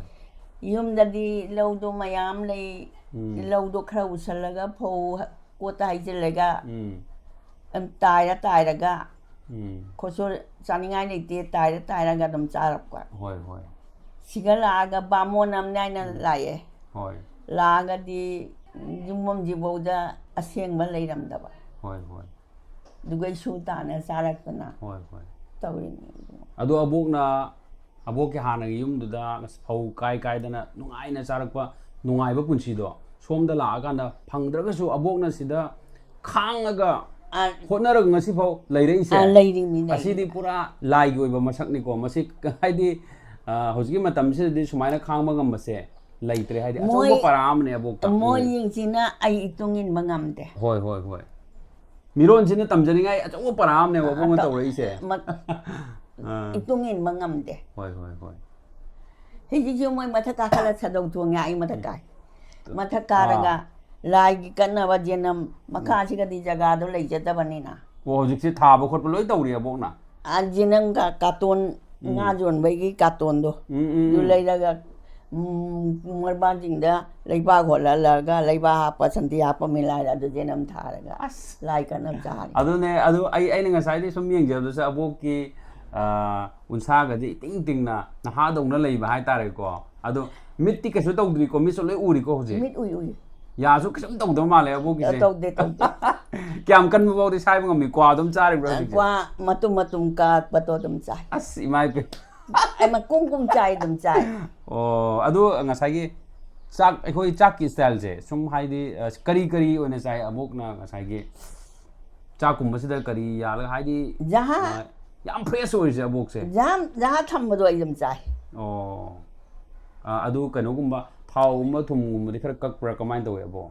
Thau thum chu diarrhea kano je liver fatty poila oi khat padu gadi thau ko wai na khar kai ꯍꯧꯖꯤꯛꯇꯤ ꯀꯛꯇꯦ ꯂꯣꯏ ꯆꯥꯊꯣꯛꯏ ꯑꯣ ꯍꯧꯖꯤꯛ ꯂꯣꯏ ꯆꯥꯏꯌꯦꯕꯀꯣ ꯂꯣꯏ ꯆꯥꯏ ꯀꯔꯤꯝ ꯑꯗꯨꯒ ꯊꯥꯛꯇꯦ ꯁꯨꯕꯁꯤꯃꯗꯤ ꯂꯦꯞꯇꯦꯕ ꯑꯕꯣꯛꯀꯤ ꯅꯠꯇ꯭ꯔꯥ ꯁꯨꯕꯁꯤ ꯂꯦꯞꯄꯦꯗ ꯑꯗꯣ ꯅꯝꯗꯣꯝꯆꯥꯅ ꯂꯩꯇꯕ ꯅꯪ ꯀꯀꯥꯏ ꯃꯅꯥꯛ ꯆꯠꯈꯤꯕ ꯁꯔꯨꯛꯁꯤꯒ 이수 ꯅꯨꯄꯤꯁꯤꯅ ꯏꯕꯦꯝꯃ ꯍꯧꯒꯠꯂꯣꯅꯦ ꯀꯔꯤꯒꯤꯅꯣ ꯍꯧꯗꯣꯏꯕ ꯄꯨꯡ 4:30ꯗ ꯇꯥꯔꯤꯅꯦ ꯃꯥꯗꯤ ꯒꯥꯔꯤ ꯄꯥꯏ ꯀꯩꯅꯣ ꯃꯣꯕꯥꯏꯜ ꯄꯥꯏꯔꯤꯃꯤꯅ ꯑꯗꯩ ꯉꯥꯡꯉꯤ ꯄꯦ ꯈꯔ ꯉꯥꯟꯗꯣꯔꯦ ꯍꯧꯒꯠꯂꯒ ꯏꯃꯨꯡ ꯃꯥꯡꯒꯣꯟ ꯁꯤꯠꯆꯜꯂꯦ ꯇꯩꯊꯣꯛꯑꯦ ꯁꯨꯃꯥꯡ ꯊꯦꯂꯣꯡ ꯁꯤꯠꯆꯜꯂꯦ ꯄꯨꯡ ꯂꯣꯏꯔꯀꯥꯟꯗ ꯃꯥ ꯍꯧꯒꯠꯂꯦ ꯀꯩꯗꯧ ꯁꯨꯔꯨꯔꯤꯅꯣ ꯍꯥꯏ ꯅꯪꯗꯤ ꯍꯧꯒꯠꯇꯦ ꯑꯩ ꯉꯔꯥꯡ ꯅꯨꯡꯊꯤꯟꯁꯨ ꯃꯥ ꯀꯣꯂꯦꯖ ꯆꯠꯈꯔꯦ ꯍꯣꯏ ꯍꯣꯏ ꯀꯣꯂꯦꯖ ꯆꯠꯈ꯭ꯔꯒ ꯉꯜꯂꯛꯀꯗꯕꯣꯏ ꯈꯜꯂꯤ ꯈꯔ ꯊꯦꯡꯉꯛꯑꯦ ꯃꯃꯥꯒ ꯇꯨꯡꯗ ꯃꯥꯡꯗ ꯊꯨꯡꯉꯔꯦ ꯊꯨꯡꯉꯒ ꯀ꯭ꯂꯥꯞꯇ ꯀꯔꯤꯝ ꯆꯥꯒꯦꯗꯅ ꯑꯄꯦꯜ ꯑꯃ ꯆꯥꯔꯒ ꯆꯠꯈ꯭ꯔꯦ ꯍꯣꯏ ꯍꯣꯏ ꯑꯩ ꯀꯔꯤ ꯆꯥꯈꯣꯅꯦ ꯆꯥꯀꯥ ꯑꯩ ꯅꯪꯗ꯭ꯔꯦ ꯑꯩ ꯆꯦꯟꯈꯔꯦ ꯃꯃꯥ ꯂꯥꯛꯑꯒ ꯗꯨꯞ ꯊꯥꯏ ꯍꯣꯏ ꯑꯗꯣ ꯑꯕꯣꯛ ꯌꯥꯝ ꯀꯟꯅ ꯂꯩꯔꯤꯁꯦ ꯆꯍꯤꯁꯤꯒ ꯑꯗꯨ ꯃꯁꯤ ꯁꯨꯃꯥꯡ ꯌꯥꯝ ꯊꯦꯂꯣꯡ ꯅꯨꯡꯉꯥꯏ ꯁꯤꯠꯇꯅ ꯁꯟꯗꯤ ꯈꯤꯛꯇꯅ ꯏꯁꯤꯡ ꯂꯣꯏꯅ ꯂꯣꯏꯁꯤꯜꯂꯒ ꯑꯩ ꯐꯝꯅ ꯂꯩ ꯍꯣꯏ ꯑꯕꯣꯛ ꯑꯗꯣ ꯑꯩꯅ ꯑꯕꯣꯛ ꯍꯣꯏ ꯌꯥꯝ ꯅꯨꯡꯉꯥꯏꯖꯩ ꯑꯗꯣ ꯑꯕꯣꯛꯇ ꯑꯩꯅ ꯁꯨꯝ ꯑꯔꯣꯏꯕ ꯑꯣꯏꯅ ꯍꯪꯖꯅꯤꯡꯉꯤꯕ ꯋꯥꯍꯪꯁꯦ ꯑꯩꯈꯣꯏꯒꯤ ꯃꯅꯤꯄꯨꯔ ꯏꯃꯥ ꯂꯩꯕꯥꯛꯁꯤꯗ ꯍꯥꯏꯇꯥꯔꯦꯀꯣ ꯑꯕꯣꯛ ꯃꯁꯤ ꯖꯥꯇꯤ ꯀꯌꯥꯅ ꯈꯨꯟꯗꯥꯕ ꯍꯥꯏꯕꯗꯤ ꯆꯤꯡꯃꯤ ꯇꯝꯃꯤ ꯃꯨꯁꯂꯤꯝ ꯂꯣꯏꯅ ꯈꯨꯟꯗꯥꯃꯤꯟꯅꯩꯀꯣ ꯃꯁꯤ ꯃꯔꯛ ꯃꯔꯛꯇ ꯅꯨꯡꯁꯤꯅꯔꯣꯏꯒꯤ ꯇꯧꯕ ꯁꯨꯝ ꯈꯔ ꯌꯥꯎꯕ ꯍꯥꯏꯇꯥꯔꯦ ꯃꯁꯤꯒꯤ ꯃꯊꯛꯇ ꯍꯦꯟꯅ ꯅꯨꯡꯁꯤꯅꯕꯅ ꯐꯕ꯭ꯔꯥ ꯅꯨꯡꯁꯤꯅꯗꯕꯅ ꯐꯕ꯭ꯔꯥ ꯀꯩꯗꯧꯕꯩ ꯈꯠꯅꯗꯣꯏꯅꯣ ꯍꯥꯏꯕꯁꯤꯒꯤ ꯃꯇꯥꯡꯁꯤꯗ ꯑꯕꯣꯛꯀꯤ ꯑꯣꯏꯕ ꯃꯣꯠ ꯑꯃꯇꯪ ꯊꯝꯕꯤꯌꯨꯕ ꯑꯩꯗꯤ ꯑꯗꯨꯝ ꯄꯨꯟꯅ ꯂꯩꯕꯗꯣ ꯄꯥꯝꯃꯤ ꯍꯥꯎꯁꯤꯡꯁꯤꯅ ꯃꯣꯏꯅ ꯇꯣꯡꯈꯥꯏ ꯇꯧꯔꯛꯏꯗꯨꯅꯤ ꯅꯨꯡꯁꯤꯗ꯭ꯔꯤꯕ ꯀꯨꯀꯤ ꯀꯥꯡꯕꯨꯁꯤꯅ ꯍꯣꯏ ꯑꯩꯈꯣই ꯀꯨꯀꯤ ꯍꯥꯏꯁꯦ ꯑꯩꯈꯣꯏꯗꯤ ꯍꯥꯎ ꯍꯥꯏ ꯍꯣꯏ ꯍꯣꯏ ꯍꯣꯏ ꯑꯗꯣ ꯀꯨꯀꯤ ꯀꯥꯡꯕꯨꯁꯦ ꯑꯐꯕꯗꯤ ꯅꯠꯇꯦ ꯍꯣꯏ ꯍꯣꯏ ꯑꯗꯨꯒ ꯃꯣꯏꯅ ꯃꯣꯏ ꯑꯣꯏꯖꯔꯦ ꯑꯗꯨꯒ ꯁꯣꯝꯗ ꯃꯩꯇꯩ ꯃꯨꯁꯂꯤꯝ ꯂꯩꯔꯤꯕ ꯃꯩꯇꯩ ꯕꯥꯃꯣꯟ ꯂꯩꯔꯤꯕ ꯑꯗꯒꯤ ꯂꯩꯔꯤ ꯃꯌꯥꯝꯁꯦ ꯂꯣꯏꯅ ꯅꯨꯡꯁꯤ ꯆꯥꯟꯅꯅ ꯂꯩꯕ ꯍꯥꯏꯕꯗꯣ ꯑꯗꯨꯅꯤ ꯄꯥꯝꯃꯤꯕ ꯑꯩꯗꯤ ꯍꯣꯏ ꯍꯣꯏ ꯍꯣꯏ ꯑꯕꯣꯛ ꯑꯗꯣ ꯑꯕꯣꯛ ꯃꯅꯤꯄꯨꯔꯁꯦ ꯑꯃꯨꯛꯇꯪꯒ ꯑꯅꯤꯔꯛꯇꯪꯒ ꯑꯍꯨꯝꯂꯛꯀ ꯂꯥꯛꯀꯦꯅ ꯈꯟꯕꯤꯔꯤꯕ꯭ꯔꯥ ꯅꯠꯇ꯭ꯔꯒ ꯑꯕꯣꯛꯀꯤ ꯃꯣꯠ ꯑꯝꯇꯪ ꯐꯣꯡꯗꯣꯛꯄꯤꯌꯨꯕ ꯃꯁꯤ ꯈꯪꯗ꯭ꯔꯦ ꯏꯁꯣꯔꯅ ꯈꯪꯉꯦ ꯁꯣꯝꯗ ꯑꯣꯏꯅ ꯆꯠꯇꯣꯔꯤꯔꯥ ꯆꯠꯇꯣꯔꯤꯔꯥ ꯈꯪꯉꯦ ꯑꯁꯤꯗꯤ ꯑꯕꯣꯛꯅꯕꯨ ꯆꯠꯀꯦꯅ ꯈꯜꯂꯗꯤ ꯉꯝꯃꯤ ꯆꯠꯂꯤꯗꯨꯅꯤ ꯑꯗꯣ ꯍꯧꯖꯤꯛꯇꯤ ꯑꯩꯈꯣꯏꯁꯨ ꯃꯌꯥꯝ ꯂꯩꯔꯦ ꯃꯤ ꯋꯥꯠꯇꯦ ꯑꯗꯨꯅ ꯑꯕꯣꯛ ꯍꯥꯏꯗꯤ ꯅꯍꯥ ꯑꯃꯗꯩꯁꯨ ꯍꯦꯟꯅ ꯑꯕꯣꯛꯅ ꯀꯜꯂꯤ ꯍꯥꯏꯇꯥꯔꯦꯀꯣ ꯑꯗꯨꯅ ꯑꯕꯣꯛ ꯃꯅꯤꯄꯨꯔꯁꯦ 10ꯔꯛꯀꯨꯝꯕ 10ꯒꯨꯝꯕ ꯂꯥꯛꯀꯦꯅ ꯑꯝꯇ ꯈꯟꯕꯤꯌꯨ ꯁꯨꯡꯁꯣꯏ ꯁꯣꯏꯗꯅ ꯆꯠꯀꯅꯤ ꯑꯕꯣꯛ ꯑꯗꯨꯗꯤ ꯌꯥꯝ ꯅꯨꯡꯉꯥꯏꯖꯔꯦ ꯉꯁꯤ ꯑꯕꯣꯛꯅ ꯆꯤꯔꯕ ꯃꯇꯝ ꯀꯌꯥ ꯀꯥꯏꯊꯣꯛꯄꯤꯗꯨꯅ ꯑꯩꯒ ꯋꯥꯔꯤ ꯁꯥꯕ ꯐꯪꯖꯕ ꯍꯥꯏꯅꯤꯡꯉꯥꯏ ꯂꯩꯇꯅ ꯑꯕꯣꯛꯄꯨ ꯊꯥꯒꯠꯆꯔꯤ 이부모주 분치돈 오이나 반바 ꯍꯣꯏ 나타나수 욕드나 응앙쟁주 ꯍꯣꯏ ꯌꯥꯝ ꯅꯨꯡꯉꯥꯏꯖꯔꯦ ꯑꯕꯣꯛ ꯊꯦꯡꯛ ꯌꯨ ꯅꯦꯅꯦ ꯈꯨꯔꯨꯝꯖꯔꯤ ꯃꯌꯥꯝ ꯉꯁꯤ ꯑꯩꯅ ꯂꯩꯖꯔꯤꯁꯦ ꯑꯩꯈꯣꯏꯒꯤ ꯎꯗꯥꯔꯕꯣꯟ ꯍꯥꯏꯅ ꯈꯪꯅꯕ ꯃꯩꯇꯩꯒꯤ ꯈꯨꯡꯒꯪ ꯑꯃꯈꯛꯇꯅꯤ ꯑꯗꯣ ꯍꯥꯏꯔꯤꯕ ꯃꯐꯝꯁꯦ ꯌꯥꯝꯅ ꯑꯩꯈꯣꯏꯒꯤ ꯃꯇꯝꯁꯤꯒꯤ ꯍꯥꯏꯇꯥꯔꯦ ꯈꯨꯗꯣꯡꯆꯥꯕ ꯐꯦꯁꯤꯂꯤꯇꯤ ꯑꯗꯩ ꯁꯨꯝ ꯏꯌꯥꯔꯄꯣꯔꯠ ꯍꯥꯏꯔꯦ ꯅꯛꯄ ꯑꯗꯒꯤ ꯇ꯭ꯔꯦꯟ ꯁ꯭ꯇꯦꯁꯟ ꯍꯥꯏꯔꯦ ꯅꯛꯄ ꯁꯨꯃꯥꯏꯅ ꯑꯩꯈꯣꯏꯒꯤ ꯗꯤꯕꯦꯂꯞ ꯑꯣꯏꯕ ꯃꯐꯝ ꯑꯃꯈꯛꯇ ꯂꯩꯕ ꯑꯩꯈꯣꯏꯒꯤ ꯃꯩꯇꯩꯒꯤ ꯃꯐꯝ ꯑꯃꯈꯛꯇꯅꯦ ꯍꯥꯏꯇꯥꯔꯦ ꯑꯗꯨꯗ ꯑꯩꯈꯣꯏꯒꯤ ꯎꯅꯖꯗꯧꯔꯤꯕ ꯏꯆꯦ ꯅꯦꯅꯦꯅ ꯁꯨꯝ ꯀꯧꯖꯔꯦ ꯌꯥꯏ ꯀꯩꯁꯨ ꯀꯥꯏꯗꯦ ꯃꯤꯡ ꯑꯝꯇꯪ ꯍꯥꯏꯕꯤꯌꯣꯕ ꯑꯩ ꯏꯁꯥ ꯑꯍꯥꯟꯕꯃꯛꯇꯗ ꯑꯩ ꯏꯁꯥꯒꯤ ꯁꯛꯇꯝ ꯑꯝꯇ ꯇꯥꯛꯆꯒꯦ ꯑꯩ ꯃꯣꯅꯣꯍꯔ ꯃꯌꯨꯝ ꯅꯤꯉꯣꯟ ꯐꯨꯔꯥ ꯂꯥꯏꯂꯠꯄꯝ ꯁꯥꯒꯩꯗ ꯑꯩ ꯑꯣꯡꯖꯩ ꯑꯗꯨꯒ ꯍꯧꯖꯤꯛꯇꯤ ꯑꯩ ꯑꯉꯥꯡꯁꯤꯡ ꯂꯥꯏꯔꯤꯛ ꯇꯝꯕ ꯈꯣꯠꯄ ꯈꯨꯗꯣꯡ ꯆꯥꯅꯕꯒꯤꯗꯃꯛꯇ ꯑꯩ ꯕꯥꯁꯀꯥꯟꯗꯤ ꯍꯥꯏꯕ ꯃꯐꯝ ꯑꯗꯨꯒ ꯌꯨꯝ ꯄꯥꯟꯖꯔꯣꯏ ꯑꯗꯨꯕꯨ ꯂꯥꯏꯔꯤꯛ ꯂꯝꯕꯤꯒꯤ ꯊꯣꯡꯒꯤ ꯈꯤꯇꯪ ꯃꯑꯣꯡ ꯆꯥꯗꯕꯅ ꯃꯑꯣꯡ ꯑꯣꯏꯔꯒ ꯑꯩ ꯏꯄꯥꯝꯒꯤ ꯂꯝ ꯃꯅꯥꯛꯁꯤꯒ ꯑꯩ ꯍꯧꯖꯤꯛ ꯑꯉꯥꯡꯁꯤꯡ ꯂꯥꯏꯔꯤꯛ ꯇꯝꯕꯗ ꯈꯨꯗꯣꯡ ꯆꯥꯅꯕ ꯍꯥꯏꯕꯒꯤꯗꯃꯛꯇ ꯍꯧꯖꯤꯛ ꯂꯩꯖꯔꯦ ꯁꯦꯇꯦꯜ ꯑꯣꯏꯔꯦ ꯑꯗꯨꯅꯤ ꯅꯦꯅꯦ ꯆꯍꯤꯁꯤ ꯀꯌꯥꯃꯨꯛꯇꯤ ꯑꯩꯒꯤ ꯆꯍꯤꯁꯦ 52 ꯆꯠꯂꯤ 52 ꯆꯠꯂꯦꯕꯀꯣ ꯑꯗꯣ ꯑꯩꯈꯣꯏꯅ ꯁꯨꯝ ꯇꯥꯖꯕꯗ ꯅꯦꯅꯦꯁꯤ ꯑꯩꯈꯣꯏꯒꯤ ꯈꯨꯟꯒꯤ ꯊꯕꯛ ꯊꯧꯔꯝꯁꯤꯗ ꯍꯥꯏꯗꯤ ꯅꯤꯄꯥꯒꯤ ꯁꯛꯂꯣꯟꯁꯨ ꯂꯧꯕ ꯉꯝꯕ ꯅꯨꯄꯤꯒꯤ ꯁꯛꯂꯣꯟꯁꯨ ꯂꯧꯕ ꯉꯝꯕ ꯑꯗꯨꯒꯨꯝꯕ ꯃꯒꯨꯟ ꯑꯃ ꯑꯩꯈꯣꯏ ꯇꯥꯖꯩ ꯍꯥꯏꯗꯤ ꯊꯕꯛ ꯊꯧꯔꯝ ꯈꯨꯗꯤꯡꯃꯛꯇ ꯍꯦꯟꯅ ꯃꯃꯥꯡ ꯊꯥꯕꯒꯤ ꯍꯥꯏꯇꯥꯔꯦꯀꯣ ꯃꯩꯇꯩꯒꯤ ꯀꯩꯅꯣꯝ ꯇꯧꯔꯛꯄꯗ ꯑꯩꯈꯣꯏ ꯆꯠꯅꯕꯤꯁꯤꯗ ꯍꯥꯏꯇꯥꯔꯦꯀꯣ ꯑꯗꯨꯃꯥꯏꯅ ꯇꯥꯖꯕ ꯌꯥꯝ ꯅꯨꯡꯉꯥꯏꯖꯩ ꯅꯦꯅꯦ ꯑꯗꯣ ꯑꯩꯅ ꯈꯨꯟꯁꯤꯒꯤ ꯁꯣꯝꯒꯤ ꯀꯩꯊꯦꯜ ꯂꯩꯔꯤꯁꯤꯗꯩ ꯈꯔ ꯀꯨꯝꯊꯔꯒ ꯄꯥꯟꯒ꯭ꯔꯥꯝ ꯂꯣꯝ ꯁꯥꯏꯗꯇ ꯆꯠꯄꯁꯤꯗ ꯌꯥꯝꯅ ꯅꯨꯡꯁꯤꯕ ꯑꯩꯈꯣꯏꯒꯤ ꯃꯨꯔꯇꯤ ꯑꯃꯈꯛ ꯂꯝꯌꯥꯟꯕ ꯏꯄꯨ ꯊꯥꯡꯒꯥꯜꯒꯤ ꯑꯩꯈꯣꯏꯒꯤ ꯃꯨꯔꯇꯤ ꯑꯃꯈꯛ ꯊꯦꯡꯅꯖꯕ ꯍꯥꯏꯇꯥꯔꯦꯀꯣ ꯃꯁꯤ ꯀꯔꯝꯕ ꯃꯇꯝꯗ ꯍꯥꯏꯗꯤ ꯑꯩꯈꯣꯏꯒꯤ ꯅꯦꯅꯦ ꯑꯩꯈꯣꯏꯅ ꯆꯍꯤ ꯀꯌꯥꯃꯨꯛ ꯁꯨꯔꯛꯄꯗ ꯃꯁꯤꯁꯦ ꯁꯦꯝꯈꯤꯕꯅꯣ ꯀꯃꯥꯏꯅ ꯇꯧꯕꯅꯣ ꯁꯤꯒꯤ ꯋꯥꯔꯤ ꯑꯃꯇꯪ ꯍꯥꯏꯐꯦꯠ ꯆꯥꯎꯔꯥꯛꯄ ꯑꯃꯇꯪ ꯃꯁꯦ ꯏꯀꯨꯏꯗꯤ ꯀꯨꯏꯗ꯭ꯔꯤ ꯑꯩ ꯌꯨꯝ ꯄꯥꯜꯂ ꯃꯇꯨꯡꯗ ꯑꯩꯁꯦ ꯕꯥꯁꯀꯥꯟꯗꯤꯗ ꯂꯩꯔꯨꯔꯦ ꯂꯩꯔꯀꯥꯟꯗ ꯃꯨꯔꯇꯤꯁꯦ ꯈꯤꯟꯈꯤꯕꯁꯦ 19 ꯀꯌꯥꯗꯅꯣ ꯑꯩ ꯀꯥꯎꯊꯣꯛꯑꯦ ꯁꯣꯛ ꯈꯪꯗ꯭ꯔꯁꯨ ꯀꯩꯁꯨ ꯀꯥꯏꯗꯦ ꯍꯥꯏꯐꯦꯠ ꯆꯥꯎꯔꯥꯛꯄ ꯆꯍꯤ 10 ꯃꯨꯛꯇꯤ ꯍꯦꯜꯂꯦ ꯑꯩꯒꯤ ꯆꯍꯤ 10 ꯃꯃꯥꯡꯗ ꯁꯦꯝꯈꯤꯕꯅꯦꯕ ꯆꯍꯤ 10 ꯍꯦꯜꯂꯅꯤ ꯆꯍꯤ 10ꯃꯨꯛꯀꯤ ꯃꯊꯛꯇꯅꯤꯀꯣ ꯑꯩꯅ ꯕꯥꯁꯀꯥꯟꯗꯤ ꯂꯩꯔꯤꯉꯩꯗ ꯈꯤꯟꯈꯤꯕꯅꯤꯅ ꯃꯁꯤ ꯇꯁꯦꯡꯅꯗꯤ ꯍꯥꯏꯗꯤ 10ꯃꯨꯛ ꯍꯦꯜꯂꯝꯕꯁꯨ ꯌꯥꯏꯀꯣ ꯋꯥꯠꯇꯤ ꯋꯥꯠꯇ꯭ꯔꯦ ꯍꯦꯜꯂꯝꯒꯅꯤ ꯑꯇꯩꯁꯨ ꯑꯩꯅ ꯈꯟꯕꯗ ꯑꯗꯣ ꯑꯩ ꯑꯦꯀꯨꯔꯦꯠ ꯍꯥꯏꯕ ꯉꯝꯖꯗ꯭ꯔꯦ ꯃꯁꯤꯒꯤ ꯑꯗꯣ ꯑꯩꯈꯣꯏꯅ ꯍꯦꯛ ꯃꯨꯔꯇꯤꯁꯦ ꯎꯕ ꯃꯇꯝꯗ ꯑꯩꯈꯣꯏꯒꯤ ꯊꯃꯣꯏꯗ ꯌꯥꯝꯅ ꯅꯨꯡꯉꯥꯏꯖꯕ ꯅꯨꯡꯁꯤꯖꯕ ꯍꯥꯏꯇꯥꯔꯦ ꯀꯩꯒꯤꯅꯣꯗꯤ ꯃꯐꯝ ꯑꯁ꯭ꯋꯥꯏꯗ ꯂꯩꯕꯤꯔꯤꯕ ꯃꯩꯇꯩ ꯏꯆꯤꯜ ꯏꯅꯥꯎꯁꯤꯡꯅꯁꯨ ꯑꯩꯈꯣꯏꯒꯤ ꯂꯝꯌꯥꯟꯕ ꯃꯩꯇꯩꯒꯤ ꯍꯥꯏꯇꯥꯔꯦꯀꯣ ꯃꯅꯤꯄꯨꯔꯒꯤ ꯂꯝꯌꯥꯟꯕꯁꯤꯡꯁꯤꯕꯨ ꯀꯌꯥꯝ ꯌꯥꯝꯅ ꯑꯩꯈꯣꯏꯒꯤ ꯅꯤꯡꯒꯦ ꯍꯥꯏꯕꯒꯤ ꯀꯩꯅꯣꯗꯣ ꯐꯤꯂꯤꯡꯗꯣ ꯑꯩꯈꯣꯏꯗ ꯐꯥꯎꯕꯏꯍꯨꯜꯗꯣ ꯑꯗꯣ ꯑꯩꯈꯣꯏꯒꯤ 13 ꯑꯥꯒꯁꯁꯦ ꯃꯁꯤꯁꯦ ꯃꯐꯝꯁꯤꯗ ꯄꯥꯡꯊꯣꯛꯄ꯭ꯔꯥ ꯑꯗꯒꯤ ꯄꯥꯡꯊꯣꯛꯑꯒꯅ ꯉꯁꯥꯏ ꯀꯔꯝꯕ ꯍꯥꯏꯗꯤ ꯀꯌꯥꯝ ꯆꯥꯎꯅ ꯄꯥꯡꯊꯣꯛꯏ ꯑꯗꯒꯤ ꯑꯩꯈꯣꯏ ꯃꯌꯥꯝ ꯍꯧꯍꯧ ꯇꯧꯔꯒ ꯄꯥꯡꯊꯣꯛꯈꯤꯕꯒꯤ ꯃꯗꯨꯒꯤ ꯍꯥꯏꯐꯦꯠꯇꯪ ꯋꯥꯔꯤ ꯃꯆꯥ ꯑꯃꯇꯪ ꯍꯣꯏ ꯍꯥꯏꯔꯛꯀꯦ ꯈꯤꯇꯪꯗꯤ ꯀꯣꯏꯊꯣꯛꯇꯥꯔꯦꯀꯣ ꯋꯥꯔꯤꯁꯦ ꯋꯥꯔꯤ ꯑꯃ ꯂꯤ ꯇꯥꯔꯗꯤ ꯑꯩꯈꯣꯏ ꯎꯗꯥꯔꯕꯣꯟ ꯍꯥꯏꯕ ꯈꯨꯡꯒꯪ ꯍꯥꯏꯕ ꯑꯁꯤ ꯎꯗꯥꯔꯕꯣꯟ ꯄꯜꯂꯒꯗꯤ ꯈꯨꯟꯁꯦ ꯃꯁꯥ ꯃꯁꯥ ꯌꯥꯝꯈ꯭ꯔꯦ ꯎꯗꯥꯔꯕꯣꯟ ꯃꯌꯣꯜ ꯕꯖꯥꯔ ꯍꯥꯏꯔꯒꯗꯤ ꯑꯩꯈꯣꯏ ꯈꯛꯇꯅꯤ ꯑꯩꯈꯣꯏ ꯑꯁꯤꯒ ꯊꯥꯡꯉꯩ ꯁꯦꯡꯅ ꯃꯍꯩꯔꯣꯟꯗꯒꯤ ꯂꯩꯔꯛꯄꯁꯦ ꯑꯩꯈꯣꯏ ꯌꯨꯝꯅꯥꯛ 50-60 ꯃꯨꯛ ꯂꯩꯖꯔꯝꯃꯤ ꯑꯗꯨꯕꯨ ꯂꯝꯕꯤ ꯊꯣꯡ ꯃꯑꯣꯡ ꯆꯥꯕ ꯁ꯭ꯀꯨꯜ ꯂꯥꯏꯔꯤꯛ ꯇꯝꯐꯝ ꯁꯪꯅꯆꯤꯡꯕ ꯃꯑꯣꯡ ꯆꯥꯅ ꯑꯣꯐꯤꯁ ꯑꯌꯥꯝꯕ ꯑꯁꯤꯒ ꯌꯥꯝꯅ ꯅꯨꯡꯉꯥꯏꯕ ꯃꯐꯝ ꯑꯣꯏꯅ ꯂꯩꯕꯗꯒꯤ ꯃꯄꯥꯟ ꯑꯅꯛꯄ ꯈꯨꯡꯒꯪꯁꯤꯡꯗꯒꯤꯁꯨ ꯃꯤ ꯑꯌꯥꯝꯕ ꯍꯣꯡꯒꯠꯅꯔꯒ ꯍꯧꯖꯤꯛꯁꯦ ꯑꯩꯈꯣꯏ ꯌꯨꯝꯊꯣꯡ 99 ꯁꯨꯔꯦ 39 ꯁꯨꯖꯔꯦ ꯑꯩꯈꯣꯏ ꯍꯧꯖꯤꯛ ꯑꯗꯣ ꯑꯩꯈꯣꯏ ꯀꯜꯆꯔꯁꯦ ꯑꯩꯈꯣꯏ ꯃꯤꯛꯁ ꯑꯞ ꯑꯣꯏ ꯀꯔꯤꯒꯨꯝꯕ ꯃꯇꯝꯗ ꯑꯩꯈꯣꯏ ꯕꯪꯒꯥꯂꯤꯒꯤꯁꯨ ꯑꯗꯨꯝ ꯕꯪꯒꯥꯂꯤ ꯍꯥꯏꯗꯤ ꯕꯦꯡꯒꯣꯂꯤ ꯃꯌꯥꯡꯒꯤꯀꯣ ꯑꯩꯈꯣꯏꯒꯤ ꯀꯩꯅꯣꯗ ꯄꯣꯆꯤꯁꯦ ꯕꯣꯏꯁꯥꯈ ꯍꯥꯏꯗꯤ ꯁꯖꯤꯕꯨꯒꯤ 15ꯅꯤ ꯁꯨꯕ ꯅꯨꯃꯤꯠ ꯑꯁꯤꯒ ꯔꯣꯕꯤꯟꯗ꯭ꯔꯅꯥꯊ ꯇꯥꯒꯣꯔ ꯀꯣ ꯃꯌꯥꯝꯅꯁꯨ ꯈꯪꯕꯤ ꯑꯗꯣ ꯃꯥꯒꯤꯁꯨ ꯑꯗꯨꯝ ꯑꯩꯈꯣꯏ ꯁ꯭ꯇꯨꯗꯦꯟꯠ ꯑꯃ ꯑꯣꯏꯅ ꯑꯩꯈꯣꯏ ꯃꯩꯇꯩꯅꯁꯨ ꯑꯗꯨꯝ ꯑꯗꯨꯒꯤ ꯀꯩꯅꯣꯗꯣ ꯑꯣꯕꯖꯥꯔꯕ ꯇꯧꯕ ꯃꯇꯝꯗ ꯑꯩꯈꯣꯏ ꯄ꯭ꯔꯣꯒ꯭ꯔꯥꯝ ꯇꯧꯕ ꯃꯇꯝꯗ ꯌꯥꯎꯏ ꯑꯗꯣ ꯂꯩꯃꯤꯟꯅꯔꯛꯄꯅꯤꯅ ꯂꯩꯃꯤꯟ ꯆꯥꯃꯤꯟꯅꯕ ꯍꯤꯡꯃꯤꯟꯅꯅ ꯂꯩꯕꯅꯤꯅ ꯑꯗꯣ ꯑꯩꯈꯣꯏ ꯃꯩꯇꯩꯁꯨ ꯃꯌꯥꯡꯒ ꯄꯥꯡꯈꯛ ꯇꯧꯔꯨꯔꯒꯗꯤ ꯑꯩꯈꯣꯏ ꯃꯩꯇꯩꯁꯦ ꯃꯤꯁꯤꯡ ꯑꯂꯤꯛ 100 ꯁꯨꯔꯒꯁꯨ ꯂꯤꯛꯏ ꯍꯥꯏꯅ ꯑꯩꯈꯣꯏ ꯂꯧꯖꯩꯀꯣ ꯑꯗꯨꯝꯅ ꯑꯣꯏꯔꯒꯁꯨ ꯑꯩꯈꯣꯏ ꯃꯩꯇꯩꯒꯤ ꯑꯣꯏꯕ ꯀꯣ ꯍꯧꯖꯤꯛꯇꯤ ꯑꯩꯈꯣꯏ ꯃꯩꯇꯩ ꯑꯣꯏꯔꯒꯁꯨ ꯎꯗꯥꯔꯣꯟ ꯍꯥꯏꯕ ꯂꯩꯔꯤꯕ ꯃꯐꯝ ꯑꯁꯤꯒ ꯂꯩꯔꯤꯕ ꯃꯩꯇꯩ ꯑꯌꯥꯝꯕ ꯑꯩꯈꯣꯏꯗꯤ ꯒꯧꯔꯤꯌꯥ ꯉꯛꯇꯅꯤ ꯑꯗꯣ ꯒꯧꯔꯤꯌꯥꯒꯤ ꯄ꯭ꯔꯣꯒ꯭ꯔꯥꯝꯁꯨ ꯑꯗꯨꯝ ꯆꯠꯂꯤꯀꯣ ꯑꯗꯨꯝ ꯀꯥꯡ ꯆꯤꯡꯕ ꯑꯗꯒꯤꯗꯤ ꯖꯨꯂꯣꯟ ꯖꯇ꯭ꯔꯥ ꯑꯗꯒꯤꯗꯤ ꯗꯨꯔꯒꯥ ꯄꯨꯖꯥ ꯁꯤꯕꯔꯥꯇ꯭ꯔꯤ ꯑꯩꯈꯣꯏ ꯂꯣꯏꯅ ꯆꯩꯔꯥꯎꯕ ꯑꯁꯤ ꯑꯩꯈꯣꯏ ꯂꯣꯏꯅ ꯇꯧꯔꯒ ꯆꯠꯂꯤ ꯅꯤꯉꯣꯜ ꯆꯥꯛꯀꯧꯕꯁꯨ ꯇꯧꯔꯤ ꯑꯩꯈꯣꯏ ꯑꯗꯣ ꯀꯥꯂꯤ ꯄꯨꯖꯥꯗꯤ ꯇꯧꯗꯦ ꯑꯩꯈꯣꯏ ꯎꯗꯥꯔꯕꯣꯟꯁꯤꯒꯤ ꯑꯣꯏꯅ ꯀꯅꯥꯒꯨꯝꯕꯅ ꯅꯤꯡꯖꯕ ꯈꯣꯠꯆꯕ ꯇꯧꯕꯗꯨꯅ ꯑꯗꯨꯅ ꯃꯥꯏꯀꯩ ꯑꯃꯗ ꯆꯠꯈ꯭ꯔꯦꯀꯣ ꯀꯥꯂꯤ ꯄꯨꯖꯥꯁꯤꯗꯤ ꯇꯧꯗ꯭ꯔꯦ ꯑꯗꯣ ꯕꯦꯡꯒꯣꯂꯤꯒꯤ ꯑꯅꯝꯕ ꯀꯜꯆꯔꯗꯁꯨ ꯑꯩꯈꯣꯏꯅ ꯍꯥꯏꯗꯤ ꯑꯩꯈꯣꯏꯒꯤ ꯑꯣꯏꯅ ꯇꯣꯉꯥꯟꯅꯅꯤ ꯃꯌꯥꯡꯒ ꯑꯩꯈꯣꯏ ꯄꯨꯜꯂꯒ ꯇꯧꯕ ꯅꯠꯇꯦꯀꯣ ꯑꯩꯈꯣꯏꯒꯤ ꯇꯣꯉꯥꯟꯅ ꯃꯩꯇꯩꯒꯤ ꯑꯣꯏꯕ ꯑꯗꯨꯝ ꯇꯧꯖꯩ ꯑꯗꯨꯒ 13 ꯑꯥꯒꯁ ꯍꯥꯏꯕꯁꯤꯗꯤ ꯑꯩꯈꯣꯏ ꯃꯩꯇꯩ ꯏꯃꯥ ꯂꯩꯕꯥꯛꯀꯤꯗꯃꯛꯇ ꯅꯣꯛꯅ ꯐꯥꯁꯤꯒꯤ ꯁꯪꯒꯥꯏꯗ ꯀꯥꯈꯤꯕꯀꯣ ꯕꯤꯔ ꯇꯤꯀꯦꯟꯗ꯭ꯔꯖꯤꯠꯒꯨꯝꯕ ꯊꯥꯡꯒꯥꯜ ꯖꯦꯅꯔꯦꯜꯒꯨꯝꯕ ꯑꯩꯈꯣꯏꯒꯤ ꯏꯄꯥ ꯏꯄꯨꯒꯤ ꯊꯧꯅꯥ ꯐꯔꯕ ꯂꯥꯟꯃꯤꯁꯤꯡꯁꯦ ꯃꯈꯣꯏꯒꯤꯗꯃꯛꯇ ꯑꯩꯈꯣꯏꯅ ꯃꯥꯔꯇꯤꯌꯔ ꯗꯦꯁꯦ 13 ꯑꯣꯒꯁ ꯑꯁꯤꯒ ꯑꯩꯈꯣꯏ ꯆꯥꯎꯗ꯭ꯔꯃꯛꯁꯨ ꯑꯩꯈꯣꯏ ꯄꯤꯛꯅ ꯑꯣꯏꯔꯒꯁꯨ ꯈꯨꯡꯒꯪ 7 ꯑꯩꯈꯣꯏ ꯎꯗꯥꯔꯕꯣꯟꯁꯤꯒ ꯈꯨꯡꯒꯪ 9 ꯈꯛ ꯂꯩꯀꯣ ꯎꯗꯥꯔꯕꯣꯟꯅ ꯀꯣꯟꯕꯁꯦ ꯎꯗꯥꯔꯕꯣꯟ ꯖꯪꯒꯣꯜ ꯂꯩꯀꯥꯏ ꯍꯥꯏꯕ ꯑꯃ ꯂꯩꯔꯦ ꯎꯗꯥꯔꯕꯣꯟ ꯕꯟꯗꯣꯔ ꯄꯥꯟꯒ꯭ꯔꯥꯝꯁꯦ ꯕꯟꯗꯣꯔꯁꯨ ꯍꯥꯏꯅ ꯈꯪꯉꯤ ꯕꯟꯗꯣꯔ ꯍꯥꯏꯕ ꯑꯃ ꯂꯩꯔꯦ ꯎꯗꯥꯔꯕꯣꯟ ꯆꯤꯡ ꯂꯩꯀꯥꯏ ꯍꯥꯏꯕ ꯑꯃ ꯂꯩꯔꯦ ꯎꯗꯥꯔꯕꯣꯟ ꯕꯥꯗꯨꯒꯣꯔ ꯍꯥꯏꯕ ꯑꯃ ꯂꯩꯔꯦ ꯎꯗꯥꯔꯕꯣꯟ ꯃꯣꯏꯅꯥꯔꯕꯣꯟ ꯍꯥꯏꯕ ꯑꯃꯁꯨ ꯂꯩꯔꯦ ꯑꯁꯨꯃꯥꯏꯅ ꯎꯗꯥꯔꯕꯣꯟ ꯒꯣꯏꯁꯥꯄꯨꯔ ꯍꯥꯏꯕ ꯑꯃ ꯂꯩꯔꯦ ꯑꯗꯨꯅ ꯑꯩꯈꯣꯏ ꯈꯨꯡꯒꯪ 7-9 ꯁꯨꯕꯁꯦ ꯀꯣꯂꯨꯞꯁꯦ ꯄ꯭ꯔꯣꯒ꯭ꯔꯥꯝꯁꯦ ꯆꯥꯎꯗꯕꯤꯗ ꯃꯥꯏꯒꯤ ꯃꯩꯔꯥ ꯄꯥꯏꯕꯤꯒꯨꯝꯕꯅ ꯈꯪꯗꯦ ꯁ꯭ꯇꯨꯗꯦꯟꯠ ꯌꯨꯠꯀꯤ ꯀꯩꯅꯣꯅ ꯈꯪꯗꯦ ꯑꯦꯁꯣꯁꯤꯌꯦꯁꯟꯁꯤꯡꯅ ꯈꯪꯗꯦ ꯃꯣꯏꯅ ꯑꯩꯈꯣꯏ ꯄ꯭ꯔꯣꯒ꯭ꯔꯥꯝꯁꯤꯃ ꯄꯥꯡꯊꯣꯛꯆꯒꯦ ꯍꯥꯏꯕꯗꯣ ꯑꯗꯨꯝ ꯃꯆꯥ ꯃꯁꯨ ꯑꯣꯏꯔꯒꯁꯨ ꯈꯨꯡꯒꯪꯒꯤ ꯇꯣꯉꯥꯟ ꯑꯣꯏꯔꯒꯁꯨ ꯄꯥꯡꯊꯣꯛꯏ ꯑꯗꯨ ꯅꯠꯇꯕꯤꯗ ꯄ꯭ꯔꯣꯒ꯭ꯔꯥꯝꯁꯦ ꯑꯩꯈꯣꯏ ꯆꯥꯎꯅ ꯑꯝꯇꯪ ꯇꯧꯔꯁꯤ ꯑꯩꯈꯣꯏꯒꯤ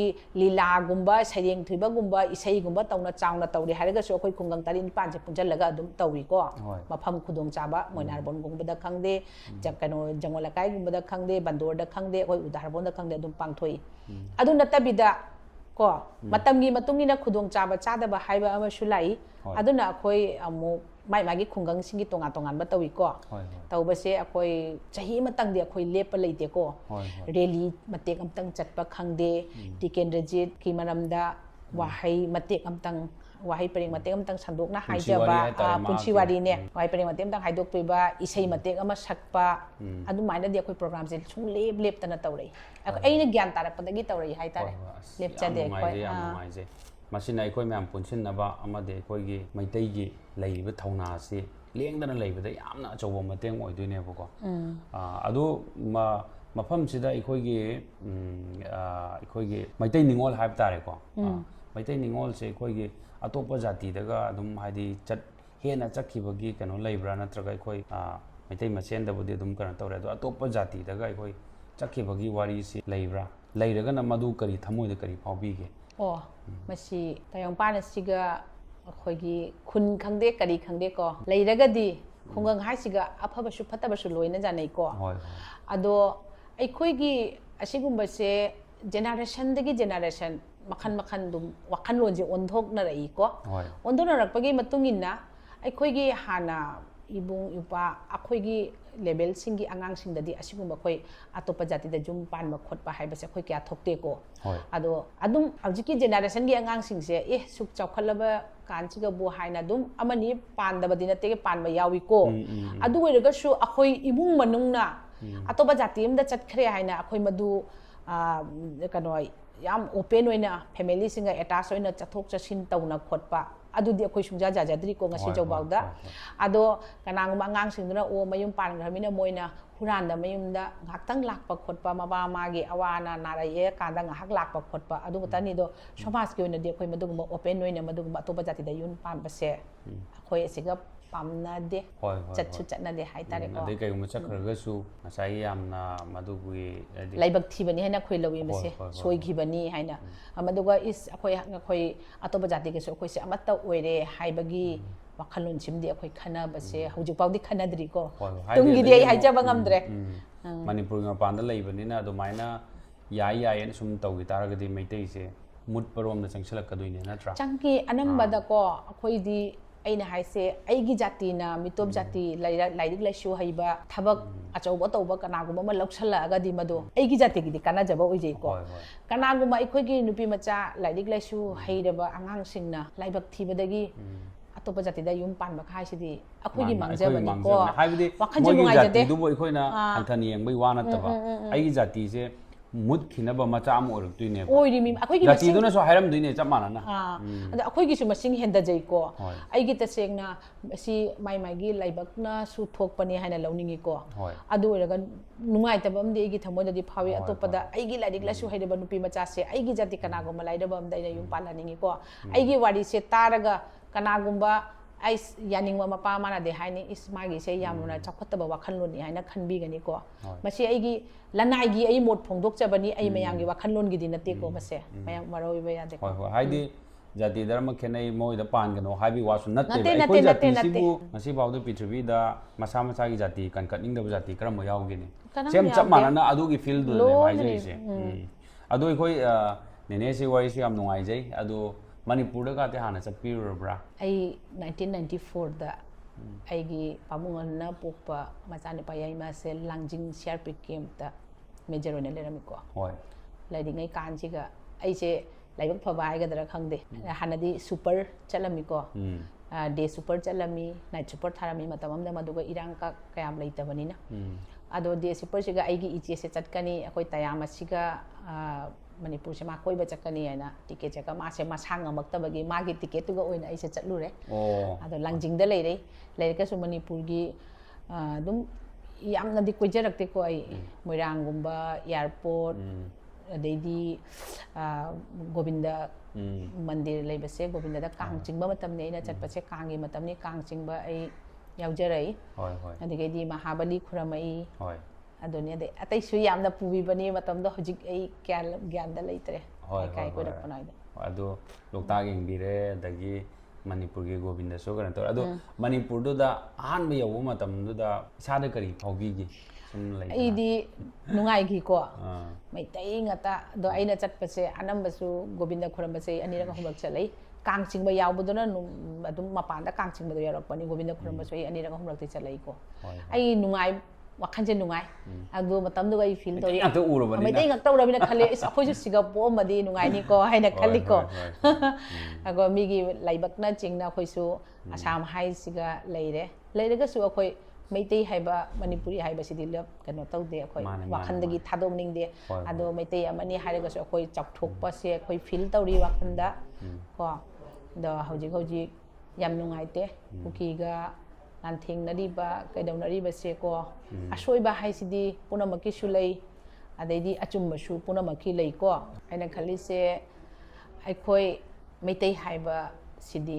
ꯄꯨꯛꯆꯦꯜꯁꯨ ꯆꯥꯎꯕ ꯀꯣ ꯊꯃꯣꯏꯁꯨ ꯋꯥꯈꯜꯂꯣꯟꯁꯨ ꯑꯐꯕꯇ ꯈꯟꯕ ꯑꯩꯈꯣꯏ ꯃꯩꯇꯩꯅꯤ ꯍꯥꯏꯅ ꯈꯜꯂꯤ ꯑꯗꯣ ꯃꯅꯤꯄꯨꯔꯗ ꯂꯩꯕ ꯃꯩꯇꯩꯁꯤꯡꯅꯤ ꯈꯪꯗꯦ ꯑꯩꯈꯣꯏ ꯀꯁꯥꯔ ꯑꯁꯥꯝꯗ ꯇꯥꯕ ꯃꯩꯇꯩꯁꯤꯡꯅꯤ ꯈꯪꯗꯦ ꯑꯒꯔꯇꯂꯥꯗ ꯇꯥꯕꯁꯤꯡꯅꯤ ꯈꯪꯗꯦ ꯚꯥꯔꯠꯁꯤꯒꯤ ꯃꯅꯨꯡꯗ ꯂꯩꯕ ꯃꯩꯇꯩ ꯑꯌꯥꯝꯕꯅ ꯀꯣ ꯑꯩꯗꯤ ꯑꯐꯕ ꯉꯛꯇ ꯑꯣꯏꯍꯟꯅꯤꯡꯉꯤ ꯅꯠꯇꯕ ꯁꯤꯡꯗꯕ ꯇꯧꯍꯟꯅꯤꯡꯗꯦ ꯑꯉꯥꯡꯁꯤꯡ ꯂꯥꯏꯔꯤꯛ ꯂꯥꯏꯁꯨ ꯍꯩꯕ ꯑꯍꯩꯕ ꯑꯃꯁꯨ ꯑꯣꯏꯍꯟꯅꯤꯡꯉꯤ ꯀꯩꯒꯤ ꯍꯥꯏꯗꯤ ꯑꯩꯈꯣꯏꯁꯦ ꯌꯥꯝꯅ ꯃꯤꯁꯤꯡ ꯂꯤꯛꯄ ꯃꯩꯇꯩꯅꯤꯀꯣ ꯑꯗꯣ ꯒ꯭ꯌꯥꯟ ꯇꯥꯅ ꯍꯧꯖꯤꯛꯀꯤ ꯖꯦꯅꯦꯔꯦꯁꯟꯒꯤ ꯑꯉꯥꯡꯁꯤꯡꯁꯦ ꯂꯩꯍꯟꯅꯤꯡꯉꯤ ꯑꯐꯕꯇ ꯑꯣꯏꯍꯟꯅꯤꯡꯉꯤ ꯑꯩꯗꯤ ꯅꯦꯅꯦꯅꯁꯨ ꯉꯁꯥꯏꯒꯤ ꯂꯥꯟꯒꯤ ꯃꯇꯥꯡꯁꯦ ꯈꯤꯇꯪ ꯍꯧꯗꯣꯛꯄꯤꯔꯛꯑꯕꯅꯤꯅ ꯑꯩ ꯀꯩꯅꯣꯝꯇꯪ ꯍꯪꯖꯒꯦ ꯑꯩꯈꯣꯏꯒꯤ ꯃꯅꯤꯄꯨꯔꯁꯤꯗ ꯍꯧꯖꯤꯛ ꯇꯧꯔꯤꯕ ꯆꯍꯤ ꯑꯅꯤꯒꯤ ꯂꯥꯟꯁꯦ ꯍꯥꯏꯗꯤ ꯆꯍꯤ ꯑꯅꯤꯕꯨ ꯍꯦꯟꯖꯤꯜꯂꯛꯑꯕꯅꯤ ꯂꯣꯏꯔꯦ ꯍꯥꯏꯅꯁꯨ ꯂꯧꯕ ꯌꯥꯗ꯭ꯔꯤꯕ ꯃꯁꯤ ꯀꯔꯤ ꯍꯥꯏꯗꯤ ꯃꯁꯤ ꯐꯅꯕ ꯍꯥꯏꯇꯥꯔꯦꯀꯣ ꯑꯩꯈꯣꯏꯒꯤ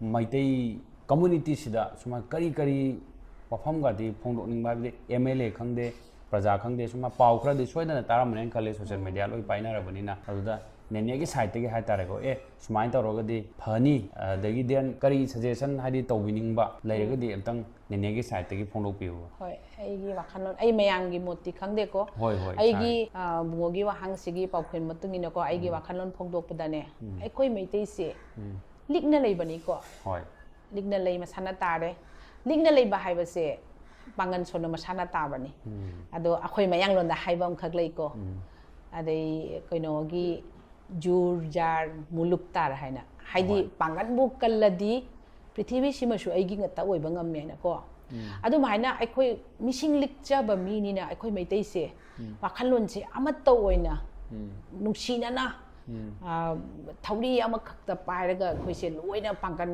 ꯀꯟꯅꯕꯒꯤꯗꯃꯛꯇ ꯑꯗꯨꯒꯤ ꯊꯧꯅꯥꯗꯣ ꯑꯩ ꯂꯩꯍꯟꯅꯤꯡꯉꯤ ꯑꯃꯒ ꯃꯣꯠ ꯃꯥꯟꯅꯗꯕ ꯅꯠꯇꯕ ꯑꯗꯨꯅꯦ ꯍꯥꯏꯁꯦ ꯊꯧꯔꯤ ꯑꯃꯈꯛꯇꯪꯗ ꯊꯧꯔꯤꯁꯦ ꯑꯃꯁꯨ ꯄꯥꯏꯔꯗꯤ ꯀꯔꯤꯒꯨꯝꯕ ꯊꯧꯔꯤ ꯑꯃ ꯆꯤꯡꯕꯗ ꯎ ꯌꯥꯟꯕ ꯈꯪꯗꯦ ꯇꯠꯅꯕꯩ ꯈꯪꯗꯦ ꯆꯤꯡꯕꯗ ꯊꯧꯔꯤ ꯑꯃꯇ ꯄꯨꯂꯞ ꯆꯤꯡꯉꯒꯗꯤ ꯃꯗꯨ ꯌꯥꯡꯅ ꯇꯠꯂꯅꯤ ꯍꯥꯏꯕꯀꯣ ꯑꯗꯣ ꯑꯩꯈꯣꯏꯒꯤ ꯃꯤ ꯈꯔꯇꯪ ꯂꯩꯕꯁꯤꯒ ꯊꯧꯔꯤ ꯑꯍꯨꯝ ꯁꯨꯔꯦ ꯍꯥꯏꯅ ꯈꯜꯂꯣ ꯑꯃꯅ ꯊꯧꯔꯤ ꯄꯥꯏꯔꯣ ꯑꯃꯅ ꯄꯥꯏꯔꯣ ꯑꯃꯠꯇꯁꯨ ꯇꯠꯂꯔꯣꯏ ꯃꯥꯒꯤ ꯃꯗꯨꯃꯛ ꯃꯅꯤꯄꯨꯔꯗ ꯊꯣꯛꯑꯒ ꯑꯗꯣ ꯑꯩꯈꯣꯏꯒꯤ ꯄꯥꯡꯒꯟꯁꯦ ꯃꯌꯥꯝ ꯂꯤꯛꯆꯔꯁꯨ ꯂꯤꯛꯅ ꯊꯧꯔꯤꯁꯦ ꯑꯃꯈꯛꯇꯪꯗ ꯄꯥꯏꯔꯒ ꯆꯞ ꯃꯥꯟꯅꯅ ꯋꯥꯈꯜꯂꯣꯟ ꯑꯃꯠꯇꯗꯒꯤꯗ ꯂꯤꯡꯖꯦꯜ ꯃꯥꯟꯅꯅ ꯆꯠꯂꯒꯗꯤ ꯑꯩꯈꯣꯏꯁꯦ ꯑꯩꯈꯣꯏ ꯐꯔꯤꯁꯤꯒꯤꯁꯨ ꯃꯊꯛꯇ ꯑꯇꯩꯁꯨ ꯑꯐꯕ ꯑꯣꯏꯒꯗ꯭ꯔꯥ ꯍꯥꯏꯅ ꯈꯟꯖꯩꯁꯦ ꯑꯩꯒꯤ ꯅꯦꯅꯦꯅ ꯍꯧꯖꯤꯛ ꯋꯥꯈꯜꯂꯣꯟꯅꯤꯀꯣ ꯇꯥꯛꯄꯤꯔꯤꯁꯦ ꯑꯩꯈꯣꯏꯒꯤ ꯃꯩꯇꯩ ꯈꯛꯇꯗꯁꯨ ꯅꯠꯇꯦ ꯑꯩꯈꯣꯏ ꯃꯅꯤꯄꯨꯔꯗꯗꯤ ꯆꯤꯡꯃꯤ ꯇꯝꯃꯤ ꯃꯨꯁꯂꯤꯝ ꯑꯗꯒꯤ ꯃꯩꯇꯩ ꯈ꯭ꯔꯤꯁꯇꯤꯌꯟ ꯃꯩꯇꯩ ꯕꯥꯃꯣꯟ ꯃꯤꯛꯁ ꯇꯧꯔꯒ ꯍꯥꯟꯅꯗꯒꯤ ꯍꯧꯅ ꯂꯩꯀꯣꯜ ꯑꯃꯠꯇꯗ ꯂꯩꯔꯥꯡ ꯃꯈꯜ ꯁꯥꯠꯃꯤꯟꯅꯕꯒꯨꯝꯕꯅꯦꯕ ꯑꯁꯤ ꯃꯌꯥꯝꯁꯦ ꯆꯞ ꯃꯥꯟꯅꯅ ꯍꯧꯖꯤꯛꯀꯤ ꯌꯥꯜꯂꯤꯕ ꯎꯗꯨꯒꯤ ꯊꯧꯔꯤꯗꯣ ꯆꯞ ꯃꯥꯟꯅꯅ ꯄꯥꯏꯃꯤꯟꯅꯔꯒꯗꯤ ꯍꯥꯏꯕꯅꯦꯕ ꯍꯥꯏꯕꯗꯤ ꯂꯤꯡꯖꯦꯜ ꯃꯥꯟꯅ ꯇꯥꯔꯒꯗꯤ ꯑꯩꯈꯣꯏꯁꯦ ꯀꯅꯥꯝꯇꯅ ꯍꯦꯟꯖꯤꯜꯂꯛꯄ ꯉꯝꯃꯣꯏ ꯑꯗꯨꯅꯤ ꯑꯗꯨꯅꯤ ꯃꯅꯤꯄꯨꯔꯁꯦ ꯐꯖꯍꯟꯅꯤꯡꯉꯤ ꯍꯥꯏꯗꯤ ꯑꯩꯁꯨ ꯃꯩꯇꯩ ꯏꯁꯥ ꯑꯃ ꯑꯣꯏꯕꯅꯤꯅ ꯑꯩꯅ ꯃꯅꯤꯄꯨꯔꯗꯒꯤ ꯁꯥꯟꯅꯔꯣꯏ ꯈꯪꯗꯦ ꯀꯔꯤ ꯈꯪꯗꯦ ꯊꯣꯔꯛꯄ ꯀꯥꯟꯗ ꯑꯩꯁꯦ ꯑꯇꯣꯞꯄ ꯖꯥꯇꯤꯁꯤꯡꯗ ꯑꯩꯅ ꯌꯦꯡꯍꯟꯖꯩꯀꯣ ꯃꯣꯕꯥꯏꯜꯗ ꯈꯪꯗꯦ ꯀꯔꯤ ꯈꯪꯗꯦ ꯄ꯭ꯔꯥꯎꯠ ꯐꯤꯜ ꯇꯧꯔꯒ ꯑꯣꯏꯖꯩꯀꯣ ꯄꯣꯡꯖꯩ ꯑꯗꯒꯤ ꯍꯧꯖꯤꯛ ꯆꯠꯈꯤꯕ ꯀꯩꯅꯣꯗ ꯁꯔꯥꯡꯊꯦꯝ ꯅꯤꯔꯨꯄꯃꯥꯅꯀꯣ ꯃꯥꯅ ꯐꯣꯔꯠ ꯀꯩꯅꯣꯗ ꯐꯪꯉꯤꯕꯁꯦ ꯔꯅꯔꯁ ꯑꯞ ꯐꯪꯉꯤꯕꯁꯦ ꯌꯥꯝ ꯅꯨꯡꯉꯥꯏ ꯑꯗꯨꯁꯨ ꯅꯣꯔꯠ ꯏꯁꯁꯤꯒꯤ ꯃꯥ ꯈꯜꯂꯛꯄ ꯑꯩꯅ ꯋꯥꯈꯟꯁꯦ ꯀꯌꯥꯝ ꯅꯨꯡꯉꯥꯏ ꯃꯥꯅ ꯚꯣꯠꯀꯤ ꯍꯜꯂꯛꯄ ꯇꯟꯖꯥꯗ ꯑꯩꯅ ꯂꯩꯔꯤꯕ ꯑꯉꯥꯡꯁꯤꯡ ꯍꯧꯖꯤꯛꯀꯤ ꯖꯦꯅꯦꯔꯦꯁꯟ ꯑꯉꯥꯡꯁꯤꯡꯒ ꯅꯣꯏ ꯅꯤꯔꯨꯄꯃꯥ ꯗ ꯁꯔꯥꯡꯊꯦꯝ ꯅꯤꯔꯨꯄꯃꯥꯗ ꯅꯣꯏ ꯚꯣꯠ ꯍꯥꯞꯄꯨꯀꯣ ꯚꯣꯠ ꯍꯥꯞꯄꯨꯀꯣ ꯑꯩꯈꯣꯏ ꯃꯩꯇꯩ ꯑꯃ ꯀꯥꯕ ꯌꯥꯗꯦ ꯑꯗꯣ ꯍꯧꯖꯤꯛ ꯐꯣꯔꯠꯇꯗꯤ ꯂꯥꯛꯑꯒꯁꯨ ꯑꯇꯩꯁꯨ ꯍꯦꯟꯅ ꯁꯨꯝꯅꯦ ꯀꯥꯍꯟꯅꯤꯡꯉꯝꯃꯤ ꯑꯩꯅ ꯈꯜꯂꯤꯅꯤ ꯃꯅꯤꯄꯨꯔꯗ ꯂꯩꯔꯤꯕ ꯑꯩꯈꯣꯏꯒꯤ ꯃꯩꯇꯩ ꯏꯁꯥꯁꯤꯡꯁꯤꯅ ꯚꯣꯠꯁꯦ ꯂꯥꯟꯒꯤꯗꯁꯨ ꯃꯥꯏꯒꯦꯝꯗ ꯋꯥꯈꯜꯂꯣꯟ ꯅꯨꯡꯉꯥꯏꯇꯕꯒꯤ ꯑꯃ ꯂꯩꯕꯅꯤꯅ ꯚꯣꯠꯁꯤꯕꯨ ꯍꯥꯞꯄꯤꯗ꯭ꯔꯤꯔꯥ ꯑꯩꯅ ꯑꯗꯨꯝ ꯈꯜꯂꯤꯕꯅꯦꯀꯣ ꯑꯗꯣ ꯑꯩꯅ ꯑꯅꯝꯕ ꯐꯣꯟ ꯅꯝꯕꯔ ꯀꯟꯇꯦꯛꯇ ꯈꯪꯗꯦ ꯀꯩꯗ ꯈꯪꯗꯦ ꯂꯩꯕ ꯃꯤꯁꯤꯡꯁꯤꯗꯤ ꯑꯩꯅ ꯍꯥꯏꯃꯤꯀꯣ sarangthemni nupmagi Miss Universe kano tawbasigane vote hapiuko noi vote hapiuko selection tawbi aina dum haijari mane mayam siga Meitei ni bo hairadi ai nusijai ko ado nene da wam da hangjage khoigi Manipur da leiriba Meitei sina ko ma hadi sum sontha gi taraba hadi sum sontha ba haije khoigi any angle khuding makta khoi se loina khudong thibo oisalaktana Meitei se mutngai machak su oisal ene khallasene matam du da mapalam da leiba Meitei amoina nene gi mota kari phawni thamoida nungai roi bodudi Meitei na mutharak pai se khoi nungai gadra ne Manipur da leiba Meitei na musalak pai se akhoi mapan da leidiba Meitei ko se jamna pangan handa ba ni pangan handa di mine kuki ga kaisuli taba soknari ba lansi ga ko mayam na khangde kari dang ne miyeng da akhoi na Meitei na lale haiba du mai na ko haidi mayam da uhan ba asi akhoi da jam chatina ben de thamoi se akhoi yamna chakna lei akhoi marakta ina wam dang tajabda su ngasai Assam da leiriba Meitei singsina hena khudong chaba phangna ba khoi ST talambagi wari ma leiriba male ado ngasai Assam government asu Manipur da leiriba Meitei singsina ST phangdana noina kamaina phangani haiba pot amasu tonga khangde kareng sandok na thoki du afam do aduna khoi Manipur da leiriba Meitei sina sum musilakpa adagi magi kaino se kari hani future se mami samak phai je somda leiriba Meitei sida su leiriba community myam sina hanthana yang pagi pot amadi haidi kari hani noigi lam duda leiriba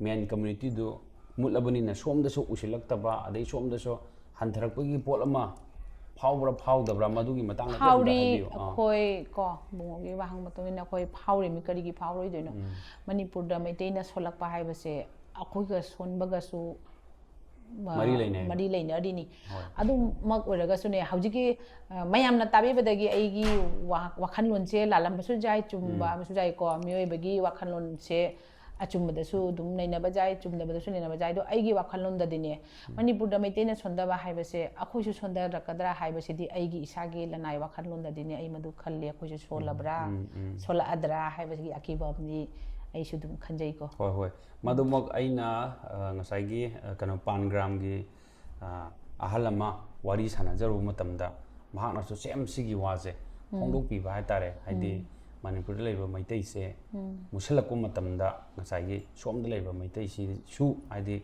leiriba community haidi myam leiminariba myam sinai koi se usittaba amadi koi khudong chabje walakani haibagi mana su mot ama chauna thammeba achumbara haina khaliko thangde haujiki laik laisu lei hairaba angang sing adi ain lok yamna khanglaba angang sing gi wakhanlon di kari leiba madudi khangde ko ejene ne na ahan ama oina mathini ne ai jamna khalli je Manipur da kuki ga thongnari ba kaino sina akoi Manipur na ngam haudana Meitei sing na ngamdana mai pakta bodagadi akoi su hayeng jam sathina mina usit loidaba mane oiradra haina I khalliko adu nene sida aikogi Manipur sida ko aikogi boat ki matang se masida sen yen bagi chatnabi ma haitare ko sen yelaga ngasai gi mi apabdu di khandaba ngasai sen piriba mi doina khange ba haitare praja sina sigi matang da boat ta paisa lobu si phayena khanbra phattena khanbibra adui matang da amtang suggestion kitang tawbi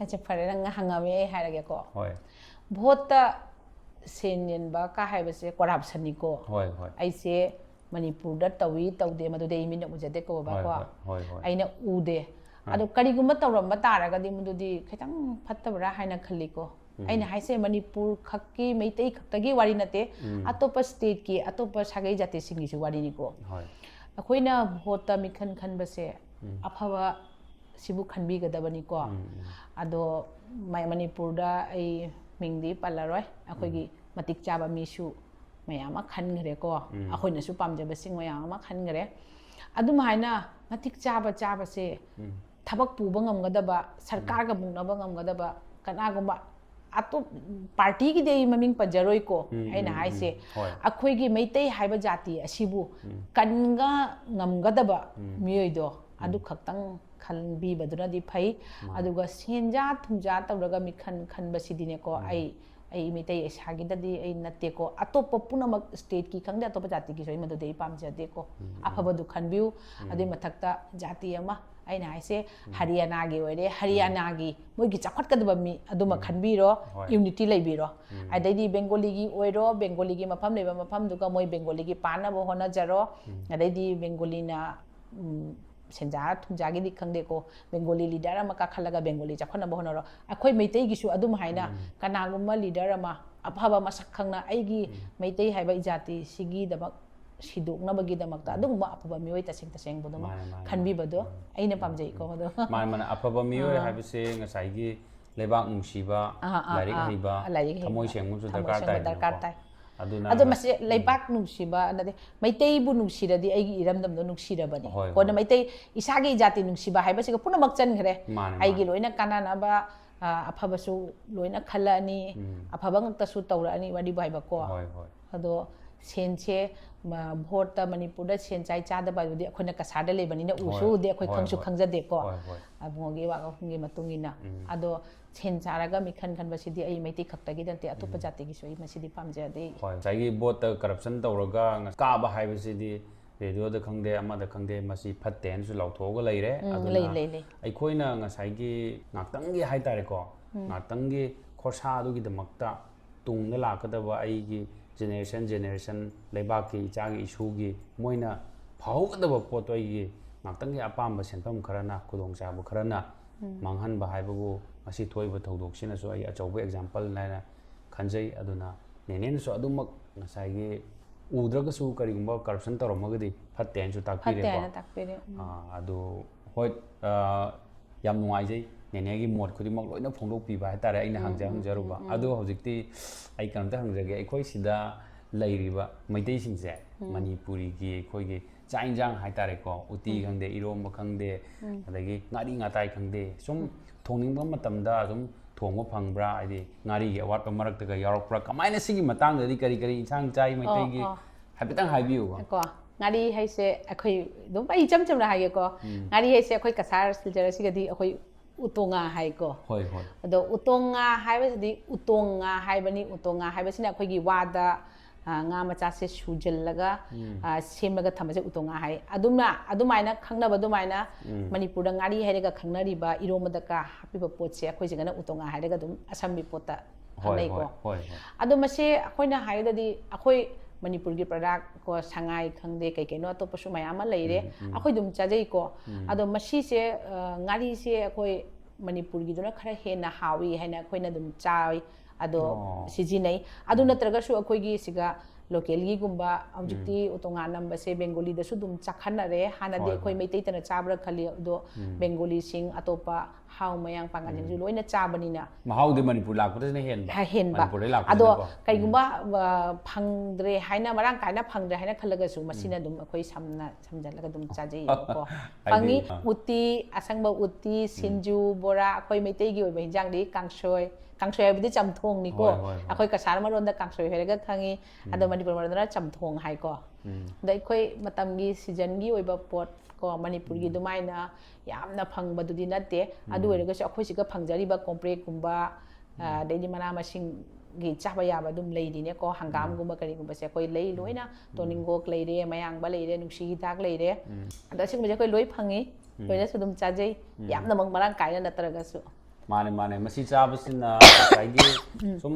यामना चानिंग ngombai wa natraga su aikoi gi नाट के ओइ चाइंजांग नि चारगा थंबाय जे कोइ culture कनबगा चप मांगै ने मरोम त को अदु इंखलैबा नहा सिंगदि उति इरोमबा ngasai कोइ gi leiba मैम से सिंजु असि लोइना थोंग थाकपा हाइब्रा नत्रगा हाइतबा ngang सदम यावब्रा कमाइना asi ibung imungna pura mane ko hoi aikoi sidi khangde gauria siga gau akhoi ko bammoni akhoi brahmoni na ko hoi hoi do gauria haiba msu leire niramis thongba kanda di singju ama yaure ko masima akhoi singju soiba ngang singju dum heire angang sing chaba su heire ko uti ama akhoi gi usop ama taw tara de akhoi Meitei gi di uti yaudaba shunya yade ꯑꯋꯥꯠꯄ ꯑꯃ ꯂꯩꯕ ꯆꯞ ꯃꯥꯟꯅꯗꯣꯏꯅꯦꯕ ꯑꯗꯨꯃꯗꯤ ꯑꯩꯈꯣꯏ ꯑꯗꯨꯝ ꯇꯧꯔꯦ ꯄꯀꯧꯔꯥ ꯍꯥꯏꯕ ꯑꯃ ꯂꯩꯔꯦ ꯃꯩꯇꯩꯒꯤꯀꯣ ꯑꯗꯨꯁꯨ ꯑꯩꯈꯣꯏ ꯊꯣꯡꯉꯤ ꯑꯩ ꯏꯁꯥꯃꯛꯁꯨ ꯊꯣꯡꯉꯤ ꯑꯩ ꯍꯥꯏꯗꯤ ꯅꯨꯄꯤ ꯑꯃ ꯑꯣꯏꯔꯒꯁꯨꯀꯣ ꯎꯁꯣꯞꯇ ꯉꯥꯏꯍꯥꯛ ꯀꯣ ꯎꯁꯣꯞ ꯑꯆꯧꯕꯗꯀꯗꯤ ꯊꯣꯡꯕ ꯌꯥꯎꯗꯦꯀꯣ ꯑꯗꯨꯝ ꯑꯉꯥꯡꯁꯤꯡꯅ ꯊꯣꯡꯕꯗ ꯑꯗꯨꯝ ꯑꯩꯁꯨ ꯑꯗꯨꯝ ꯊꯣꯡꯕ ꯉꯝꯃꯤ ꯊꯣꯡꯉꯤ ꯄꯀꯧꯔꯥ ꯃꯅꯤꯄꯨꯔꯒꯤ ꯑꯁꯪꯕ ꯎꯇꯤꯁꯦ ꯑꯁꯪꯕ ꯎꯇꯤꯁꯦ ꯑꯩꯈꯣꯏ ꯄꯤꯛꯏꯉꯩꯗ ꯑꯩꯈꯣꯏ ꯃꯃꯥ ꯍꯣꯏꯅ ꯊꯣꯡꯉꯒ ꯑꯩ ꯆꯥꯈꯤꯀꯣ ꯑꯗꯣ ꯃꯃꯥ ꯍꯣꯏꯅ ꯑꯩ ꯊꯣꯡꯉꯒ ꯆꯥꯕꯁꯦ ꯀꯔꯝꯍꯥꯏꯅ ꯊꯣꯡꯉꯤ ꯄ꯭ꯔꯣꯁꯦꯁ ꯑꯩ ꯀꯔꯤꯒꯨꯝꯕ ꯍꯩꯇꯦꯀꯣ ꯑꯗꯣ ꯍꯧꯖꯤꯛꯇꯤ ꯌꯨꯇ꯭ꯌꯨꯕ ꯑꯃ ꯍꯧꯖꯤꯛꯀꯤ ꯑꯉꯥꯡꯁꯤꯡꯁꯤꯅ ꯌꯨꯇ꯭ꯌꯨꯕꯇꯒ ꯈꯪꯗꯦ ꯀꯔꯤꯗ ꯈꯪꯗꯦ ꯊꯥꯡꯒꯠꯂꯛꯄꯁꯤꯒ ꯎꯔꯦ ꯄ꯭ꯔꯣꯁꯦꯁꯁꯦ ꯇꯧꯔꯒ ꯑꯩꯅ ꯑꯗꯨꯝ ꯑꯁꯪꯕ ꯎꯇꯤꯁꯦ ꯑꯩꯒꯤ ꯄꯥꯡꯈꯣꯛ ꯈꯪꯗꯦ ꯀꯣꯝꯕ꯭ꯔꯦꯛ ꯈꯪꯗꯦ ꯑꯗꯒꯤꯗꯤ ꯍꯤꯡꯒꯣꯜꯗꯅꯦ ꯂꯩꯕ ꯄꯣꯠ ꯆꯩ ꯑꯁꯪꯕ ꯃꯅꯥ ꯀꯣ ꯑꯁꯤꯒꯨꯝꯕꯁꯤꯡꯁꯦ ꯍꯥꯞꯄꯒ ꯑꯩꯅ ꯄ꯭ꯔꯣꯁꯦꯁ ꯇꯧꯔꯒ ꯃꯅꯤꯄꯨꯔꯗ ꯌꯨꯇ꯭ꯌꯨꯕꯇ ꯎꯠꯂꯤꯕ ꯑꯗꯨꯃꯛ ꯑꯩꯅ ꯃꯇꯧ ꯃꯥꯟꯅꯕꯒꯤ ꯀꯥꯟꯅꯕꯗꯣ ꯑꯗꯒꯤꯗꯤ ꯃꯅꯤꯄꯨꯔꯒꯤ ꯏꯃꯥ ꯑꯃ ꯁꯅꯥꯒꯤ ꯂꯨꯀꯣꯏ ꯍꯥꯏꯅ ꯑꯃꯁꯨ ꯎꯠꯂꯤꯀꯣ ꯑꯗꯣ ꯏꯃꯥꯗꯨꯅ ꯊꯣꯡꯕꯗꯁꯨ ꯑꯩ ꯑꯅꯝꯕꯗ ꯑꯩ ꯌꯦꯡꯉꯒ ꯑꯃꯨꯛꯇꯪ ꯊꯥꯒꯠꯄꯤꯌꯨꯕ ꯏꯃꯥꯗꯣ ꯁꯅꯥꯒꯤ ꯂꯨꯀꯣꯏꯒꯤ ꯏꯃꯥꯕꯨꯁꯨ ꯑꯩꯅ ꯊꯥꯒꯠꯆꯔꯤ ꯏꯃꯥꯒꯤ ꯆꯥꯛ ꯍꯤꯟꯖꯥꯡ ꯊꯣꯡꯕꯗꯣ ꯑꯩꯗꯤ ꯇꯤꯟ ꯀꯨꯠ ꯌꯥꯅ ꯌꯦꯡꯖꯔꯤꯅꯤ ꯃꯇꯧꯁꯨ ꯇꯝꯃꯒ ꯅꯣꯡ ꯐꯥꯗꯣꯛꯁꯨ ꯊꯣꯡꯗꯣꯛꯏꯅꯤ ꯑꯩꯗꯤ ꯏꯃꯥꯕꯨ ꯑꯩꯅ ꯀꯁꯥꯔꯗꯒꯤ ꯂꯥꯞꯅ ꯈꯨꯔꯨꯝꯖꯔꯤ ꯑꯩꯅ ꯃꯇꯧ ꯇꯝꯃꯒ ꯑꯗꯨꯝ ꯃꯅꯤꯄꯨꯔꯒꯤ ꯆꯥꯛ ꯍꯤꯟꯖꯥꯡꯁꯦ ꯊꯣꯡꯉꯤꯀோ ꯂꯐꯨ ꯏꯔꯣꯝꯕꯗ ꯑꯩꯈꯣꯏꯗꯤ ꯉꯥꯔꯤ ꯈꯛꯇ ꯍꯥꯞꯄꯒꯁꯨ ꯏꯔꯣꯜꯂꯤꯀꯣ ꯑꯗꯣ ꯃꯅꯤꯄꯨꯔꯒꯤꯗꯤ ꯉꯥꯔꯧ ꯍꯥꯏꯗꯤ ꯑꯩꯈꯣꯏꯒꯤ ꯉꯥꯃꯨ ꯑꯂꯧꯕꯁꯦꯀꯣ ꯑꯩꯈꯣꯏꯗꯤ ꯑꯗꯨꯝ ꯉꯥꯔꯧ ꯍꯥꯏꯔꯦ ꯉꯥꯔꯧꯒꯨꯝꯕꯁꯦ ꯀꯁꯨ ꯑꯩꯅ ꯑꯗꯨꯝ ꯐꯨꯠꯄꯗꯨꯒ ꯍꯥꯞꯆꯜꯂꯒ ꯏꯔꯣꯝꯕꯁꯦ ꯁꯥꯊꯤꯅ ꯍꯥꯎꯔꯤ ꯃꯅꯤꯄꯨꯔꯒꯤ ꯆꯥꯛ ꯍꯤꯟꯖꯥꯡꯗꯤ ꯊꯥꯒꯠꯅꯤꯡꯉꯥꯏꯅꯦ ꯑꯩ ꯏꯁꯥꯅꯁꯨ ꯇꯁꯦꯡꯅ ꯑꯩ ꯃꯅꯤꯄꯨꯔꯗ ꯈꯔꯅꯤ ꯑꯩ ꯂꯩꯁꯥꯔꯤ ꯌꯨꯝ ꯄꯥꯟꯗ꯭ꯔꯤꯉꯩꯗ ꯑꯩ ꯂꯩꯖꯔꯨꯕꯅꯤꯅ ꯑꯩ ꯈꯪꯉꯤ ꯑꯩ ꯌꯥꯝ ꯄꯥꯝꯖꯩ ꯌꯥꯝ ꯍꯥꯎꯔꯤ ꯃꯅꯤꯄꯨꯔꯒꯤ ꯄꯣꯠꯆꯩ ꯈꯨꯗꯤꯡꯃꯛꯁꯨ ꯀꯣ ꯔꯣ ꯀꯩꯅꯣꯁꯤꯒ ꯀꯩꯅꯣ ꯕꯦꯁ ꯃꯅꯥ ꯃꯁꯤꯡꯁꯦ ꯌꯥꯝ ꯁꯥꯊꯤꯅ ꯍꯥꯎꯕꯅꯦ ꯇꯣꯉꯥꯟꯕ ꯒꯨꯟ ꯑꯃꯁꯨ ꯂꯩ ꯀꯣ ꯃꯅꯥ ꯑꯩꯈꯣꯏꯅ ꯆꯠꯄꯗ ꯕꯖꯥꯔꯗ ꯆꯥꯔꯒꯗꯤ ꯍꯧꯔꯝꯕ ꯃꯅꯥꯗꯣ ꯃꯁꯛꯇꯤ ꯃꯃꯤꯡꯗꯤ ꯈꯪꯗꯕ ꯃꯌꯥꯝ ꯑꯃꯁꯨ ꯂꯩꯔꯤ ꯑꯗꯣ ꯍꯧꯖꯤꯛꯇꯤ ꯈꯔ ꯈꯪꯉꯦ ꯌꯨꯇ꯭ꯌꯨꯕꯇꯒꯤ ꯑꯩꯈꯣꯏ ꯃꯌꯥꯝ ꯑꯃ ꯈꯪꯕ ꯉꯝꯃꯦꯀꯣ ꯑꯗꯣ ꯃꯅꯤꯄꯨꯔꯗꯒꯤ ꯀꯧꯈꯥ ꯕꯣꯔꯥ ꯑꯩꯗꯤ ꯃꯅꯤꯄꯨꯔꯁꯦ ꯂꯥꯛꯀꯗꯕ ꯃꯤ ꯑꯣꯏꯔꯗꯤ ꯑꯩ ꯀꯔꯤꯝꯐꯥꯎ ꯆꯦꯟꯗꯦ ꯀꯩ ꯄꯨꯕꯤꯔꯣꯒꯦ ꯍꯥꯏ ꯀꯥꯟꯁꯤꯒ ꯉꯥꯔꯤꯗꯤ ꯁꯤꯒꯁꯨ ꯐꯪꯉꯦ ꯑꯩꯒꯤ ꯀꯧꯈꯥ ꯈꯔ ꯌꯥꯎꯕꯤꯔꯣ ꯀꯧꯈꯥꯁꯦ ꯑꯩ ꯌꯥꯝ ꯄꯥꯝꯃꯤ ꯑꯗꯒꯤꯗꯤ ꯍꯥꯎꯁꯨ ꯍꯥꯎꯔꯤ ꯕꯣꯔꯥꯁꯤꯒ ꯃꯩꯇꯩꯒꯤ ꯑꯣꯏꯅ ꯑꯣꯏꯔꯒꯗꯤ ꯑꯗꯣ ꯑꯩꯒꯤ ꯏꯅꯝꯃ ꯇꯣꯝꯕꯤꯁꯤꯒꯤ ꯃꯥꯃꯣꯁꯦ ꯁꯤꯡꯖꯪꯃꯩꯗ ꯂꯩꯀꯣ ꯑꯗꯣ ꯃꯣꯏꯈꯣꯏꯁꯦ ꯑꯗꯨꯝ ꯍꯟꯗꯣꯛ ꯍꯟꯖꯤꯟ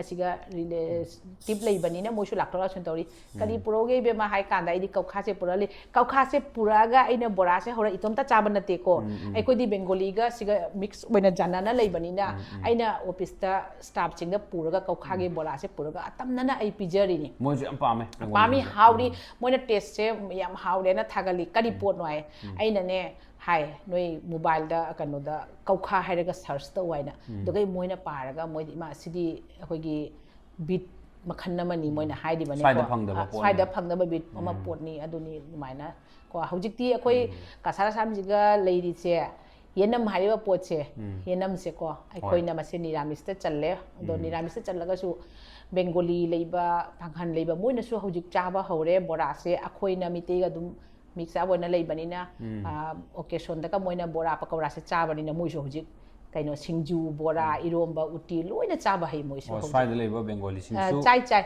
ꯃꯣꯏꯅ ꯊꯣꯡꯕꯃꯛ ꯍꯩꯇ꯭ꯔꯒꯁꯨ ꯍꯥꯏꯕꯀꯣ ꯑꯩꯈꯣꯏꯒꯨꯝꯕꯗ ꯌꯣꯡꯆꯥꯛꯀꯤ ꯄꯟꯊꯥꯗ ꯌꯣꯡꯆꯥꯛ ꯏꯔꯣꯝꯕ ꯈꯤꯇꯪ ꯆꯥꯅꯤꯡꯉꯤ ꯀ ꯍꯥꯏꯕꯁꯦ ꯑꯩꯈꯣꯏꯅ ꯑꯗꯨꯝ ꯇꯣꯉꯥꯟꯅ ꯑꯗꯨꯝ ꯏꯔꯣꯜꯂꯒ ꯄꯨꯔꯒ ꯄꯤꯖꯕꯤꯕ ꯌꯥꯎꯔꯤ ꯑꯗꯣ ꯀꯥꯡꯁꯦ ꯑꯩꯈꯣꯏ ꯒꯧꯔꯤꯌꯥ ꯆꯠꯄ ꯑꯩꯈꯣꯏꯒꯤꯗꯤ ꯀꯥꯡꯁꯦ ꯌꯥꯝ ꯆꯥꯎꯅ ꯇꯧꯏꯀꯣ ꯃꯥꯄꯟꯅꯤꯁꯦ ꯑꯁꯤꯒ ꯑꯩꯈꯣꯏ ꯁꯟꯙꯥ ꯑꯥꯔꯇꯤ ꯑꯩꯈꯣꯏꯒꯤ ꯁꯟꯙꯥ ꯌꯥꯆꯪꯕꯒꯤ ꯒꯣꯙꯨꯂꯤ ꯑꯥꯔꯇꯤ ꯂꯩꯔꯦ ꯑꯗꯨꯗꯩꯗꯤ ꯄ꯭ꯔꯥꯊꯣꯅꯥꯒꯨꯝꯕ ꯑꯗꯩꯗꯤ ꯗꯁꯕꯇꯥꯔ ꯊꯤꯕ ꯖꯣꯏꯗꯦꯕ ꯆꯣꯡꯕ ꯀꯥꯡꯒꯤ ꯃꯇꯝꯗꯁꯨꯅꯦ ꯑꯩꯈꯣꯏ ꯅꯨꯃꯤꯠ 9ꯅꯤ ꯆꯨꯞꯅ ꯑꯩꯈꯣꯏ ꯇꯧꯏ ꯃꯤꯁꯦ ꯌꯥꯝꯅ ꯀꯥꯕꯤꯔꯛꯄ ꯀꯥꯔꯛꯇꯕꯗꯨꯗꯤ ꯀꯣ ꯗꯤꯟꯗꯨꯅ ꯄꯨꯔꯦ ꯅꯨꯃꯤꯠꯇꯨꯅ ꯄꯨꯔꯦ ꯑꯗꯨ ꯅꯠꯇꯕꯤꯗ ꯑꯩꯈꯣꯏ ꯀꯥꯡ 9ꯅꯤ ꯍꯣꯔꯤ ꯁꯌꯣꯟ ꯅꯨꯃꯤꯠ ꯑꯁꯤꯐꯥꯎꯗ ꯑꯩꯈꯣꯏ ꯄ꯭ꯔꯣꯒ꯭ꯔꯥꯝꯗꯤ ꯂꯦꯞꯇꯦ ꯑꯗꯨꯝ ꯇꯧꯏ ꯐꯖꯅ ꯑꯩꯈꯣꯏ ꯑꯗꯣ ꯅꯦꯅꯦꯗ ꯑꯔꯣꯏꯕ ꯑꯣꯏꯅ ꯑꯩ ꯋꯥꯍꯪ ꯑꯃꯇꯪ ꯍꯪꯖꯒꯦ ꯃꯐꯝꯁꯤꯗ ꯀꯣ ꯃꯐꯝꯁꯤꯗ ꯑꯩꯈꯣꯏꯒꯤ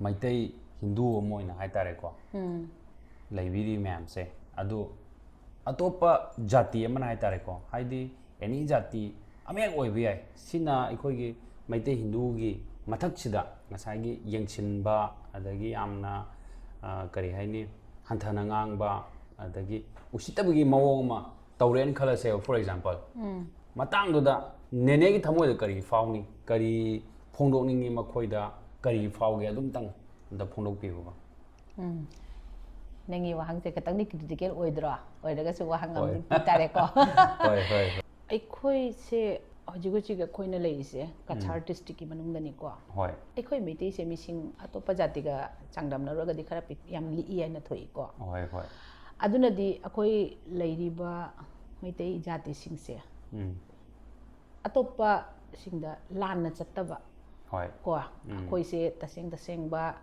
thauna phaba mangal phaba oiraga sune atopa mi jati singa akoi nuksina na leina ba se pa mi khana chaina ba thoktana hoi hoi ko hogal ai ba angang sing siga sri wakhanon da su ko atoba jati haiba siga ai khana ba chaina ba wakhan tina da ba asidi tawhaning de hoi mana atoba jati ama oire aina meite ama oirega su aigi dharma tina draga su ko nuksina na di ai lehaningi ko aduga moida yamna fazaba wahida hai tare ko haidi mi yana tholami si kai maram gin ne sa mi hoi mi ju sa ne adubu mi hoi ba ne isorna brain pibirami wakhan kantha bangami sa khudi mukta ge koi je loina advance oi aduna human naina mi haina tholambani na moida fazaba wahida moibu gyan ta ba yaba wahi sida haiduineba aduda nene na karamba wahi se hairagadi karamba wahi se hainingi nene na yam fazaba londa da hai tare moida atopa singda hoi hoi hoi si paukhum se aina pi doi se wakhan je kitang kana to khonde gyan ta da ko akhoi aina haigada di ko akhoi se phatraga su akano taibang mi siga aphaba ma phataba ma gunje loi chenari mi ko pura makso phaba oi ba yade pura makso phataba oi ba yade ko ado aphaba phataba oirega su ko ai di ese i mitei ama oina akhoi se aphaba jati amani aina isana laujei ko hoi mitei haiba se amna lemba ngakpi haiba adu ngaktani haina ai magun se adu maina ai laujei ko mitei muk thamoi chaw su leite ko thauna pangan leiba su leite hoi ai khoina kaitang ko senja tumda sen paiba khotpa se yamnamak leijadraga su ko alik pida paijaraga su akhoi sidi thamoi yam chawa mi ne na khalli ko ina meitei se dum ubada ko adum haina atopa jati na akhoi sibu aphaba amni aina lawbiu akhoi su lawsing gyan leiba amani haina lawbiu aina ai si thamjaningi ko wa haise atopa gi mi ne na haji amna atra lei kai no di akhoi si mi ngak to oibanina akoina aphaba khantha ngami sumaina mi masen oibanina noi su khantha biu sa dem tan nan adam ne ko the mind direct hai badu hai de bida phajaba londa da ne na so hai tare jati amana jati amabu respect to bona tra hai akoina tawurdu maina noi su tawba hai bane ma po che nung ya tra se am phaje akoina atopa bisu akoi phatte haina kana bu su lawjade ko jati adu jati gi wadi to khra yam chaw kon grawani ing manungamda ipa mana imam na pokpada angang ningai chawban bangang am su boi gyan ta na ing tapam su boi ko aphaba phataba aikoi mite de su dum leiri mi ko leiraga su akoi di aigi jati si di ai aphaba ngaktani haina khanjei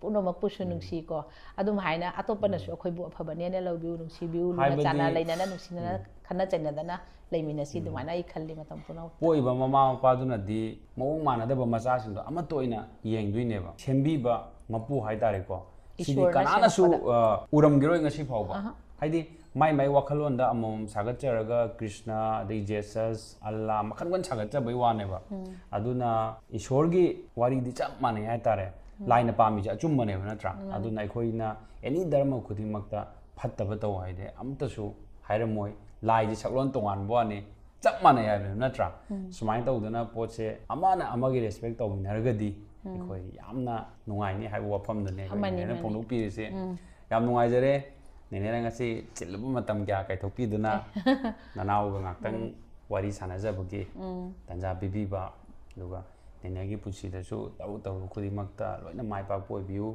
nanau so jage si aijaraga ngasi udar bon da la aga ai gi nene una cha bagi tangkak se matang sa solution jage thank you ko aloi bam ka tang hai hoge nene happy ada aroi boina I khuram jari ko kasar da khangde Assam ko ꯑꯩꯈꯣꯏ ꯏꯃꯥ ꯂꯩꯕꯥꯛ ꯃꯅꯤꯄꯨꯔꯗꯁꯨ ꯈꯪꯗꯦ ꯑꯩꯅ ꯉꯁꯤ ꯍꯥꯏꯖꯈ꯭ꯔꯤꯕ ꯋꯥꯍꯩꯁꯤꯡꯁꯦ ꯑꯩꯒꯤ ꯋꯥꯈꯜꯂꯣꯟ ꯐꯣꯡꯗꯣꯛꯆꯕ ꯉꯥꯛꯇꯅꯤꯀꯣ ꯑꯩ ꯀꯅꯥꯕꯨꯁꯨ ꯍꯨꯔꯥꯟꯖꯕ ꯂꯩꯖꯗꯦ ꯑꯇꯣꯞꯄ ꯖꯥꯇꯤꯕꯨꯁꯨ ꯅꯠꯇꯦ ꯑꯩꯈꯣꯏꯒꯤ ꯃꯩꯇꯩꯗꯁꯨ ꯀꯣ ꯑꯩ ꯑꯐꯕ ꯐꯠꯇꯕ ꯑꯩꯒꯤ ꯅꯨꯡꯒꯤ ꯑꯣꯏꯕ ꯑꯩꯒꯤ ꯋꯥꯈꯜꯂꯣꯟ ꯑꯗꯨ ꯈꯛꯇ ꯐꯣꯡꯗꯣꯛꯆꯕꯅꯤ ꯃꯌꯥꯝꯅ ꯑꯁꯤꯒ ꯑꯁꯣꯏꯕ ꯑꯔꯥꯟꯕ ꯀꯌꯥ ꯌꯥꯎꯔꯒꯁꯨ ꯑꯩꯕꯨ ꯉꯥꯛꯄꯤꯒꯅꯤ ꯍꯥꯏꯅ ꯈꯟꯖꯩ ꯁꯤ ꯍꯥꯏꯔꯒ ꯑꯩ ꯂꯣꯏꯁꯤꯟꯖꯔꯦ Thank you. Bonbon. Hobby. We will now demonstrate to you the safety features of this aircraft. Your safety is our utmost concern. As the safety features may differ from other aircraft, we ask for your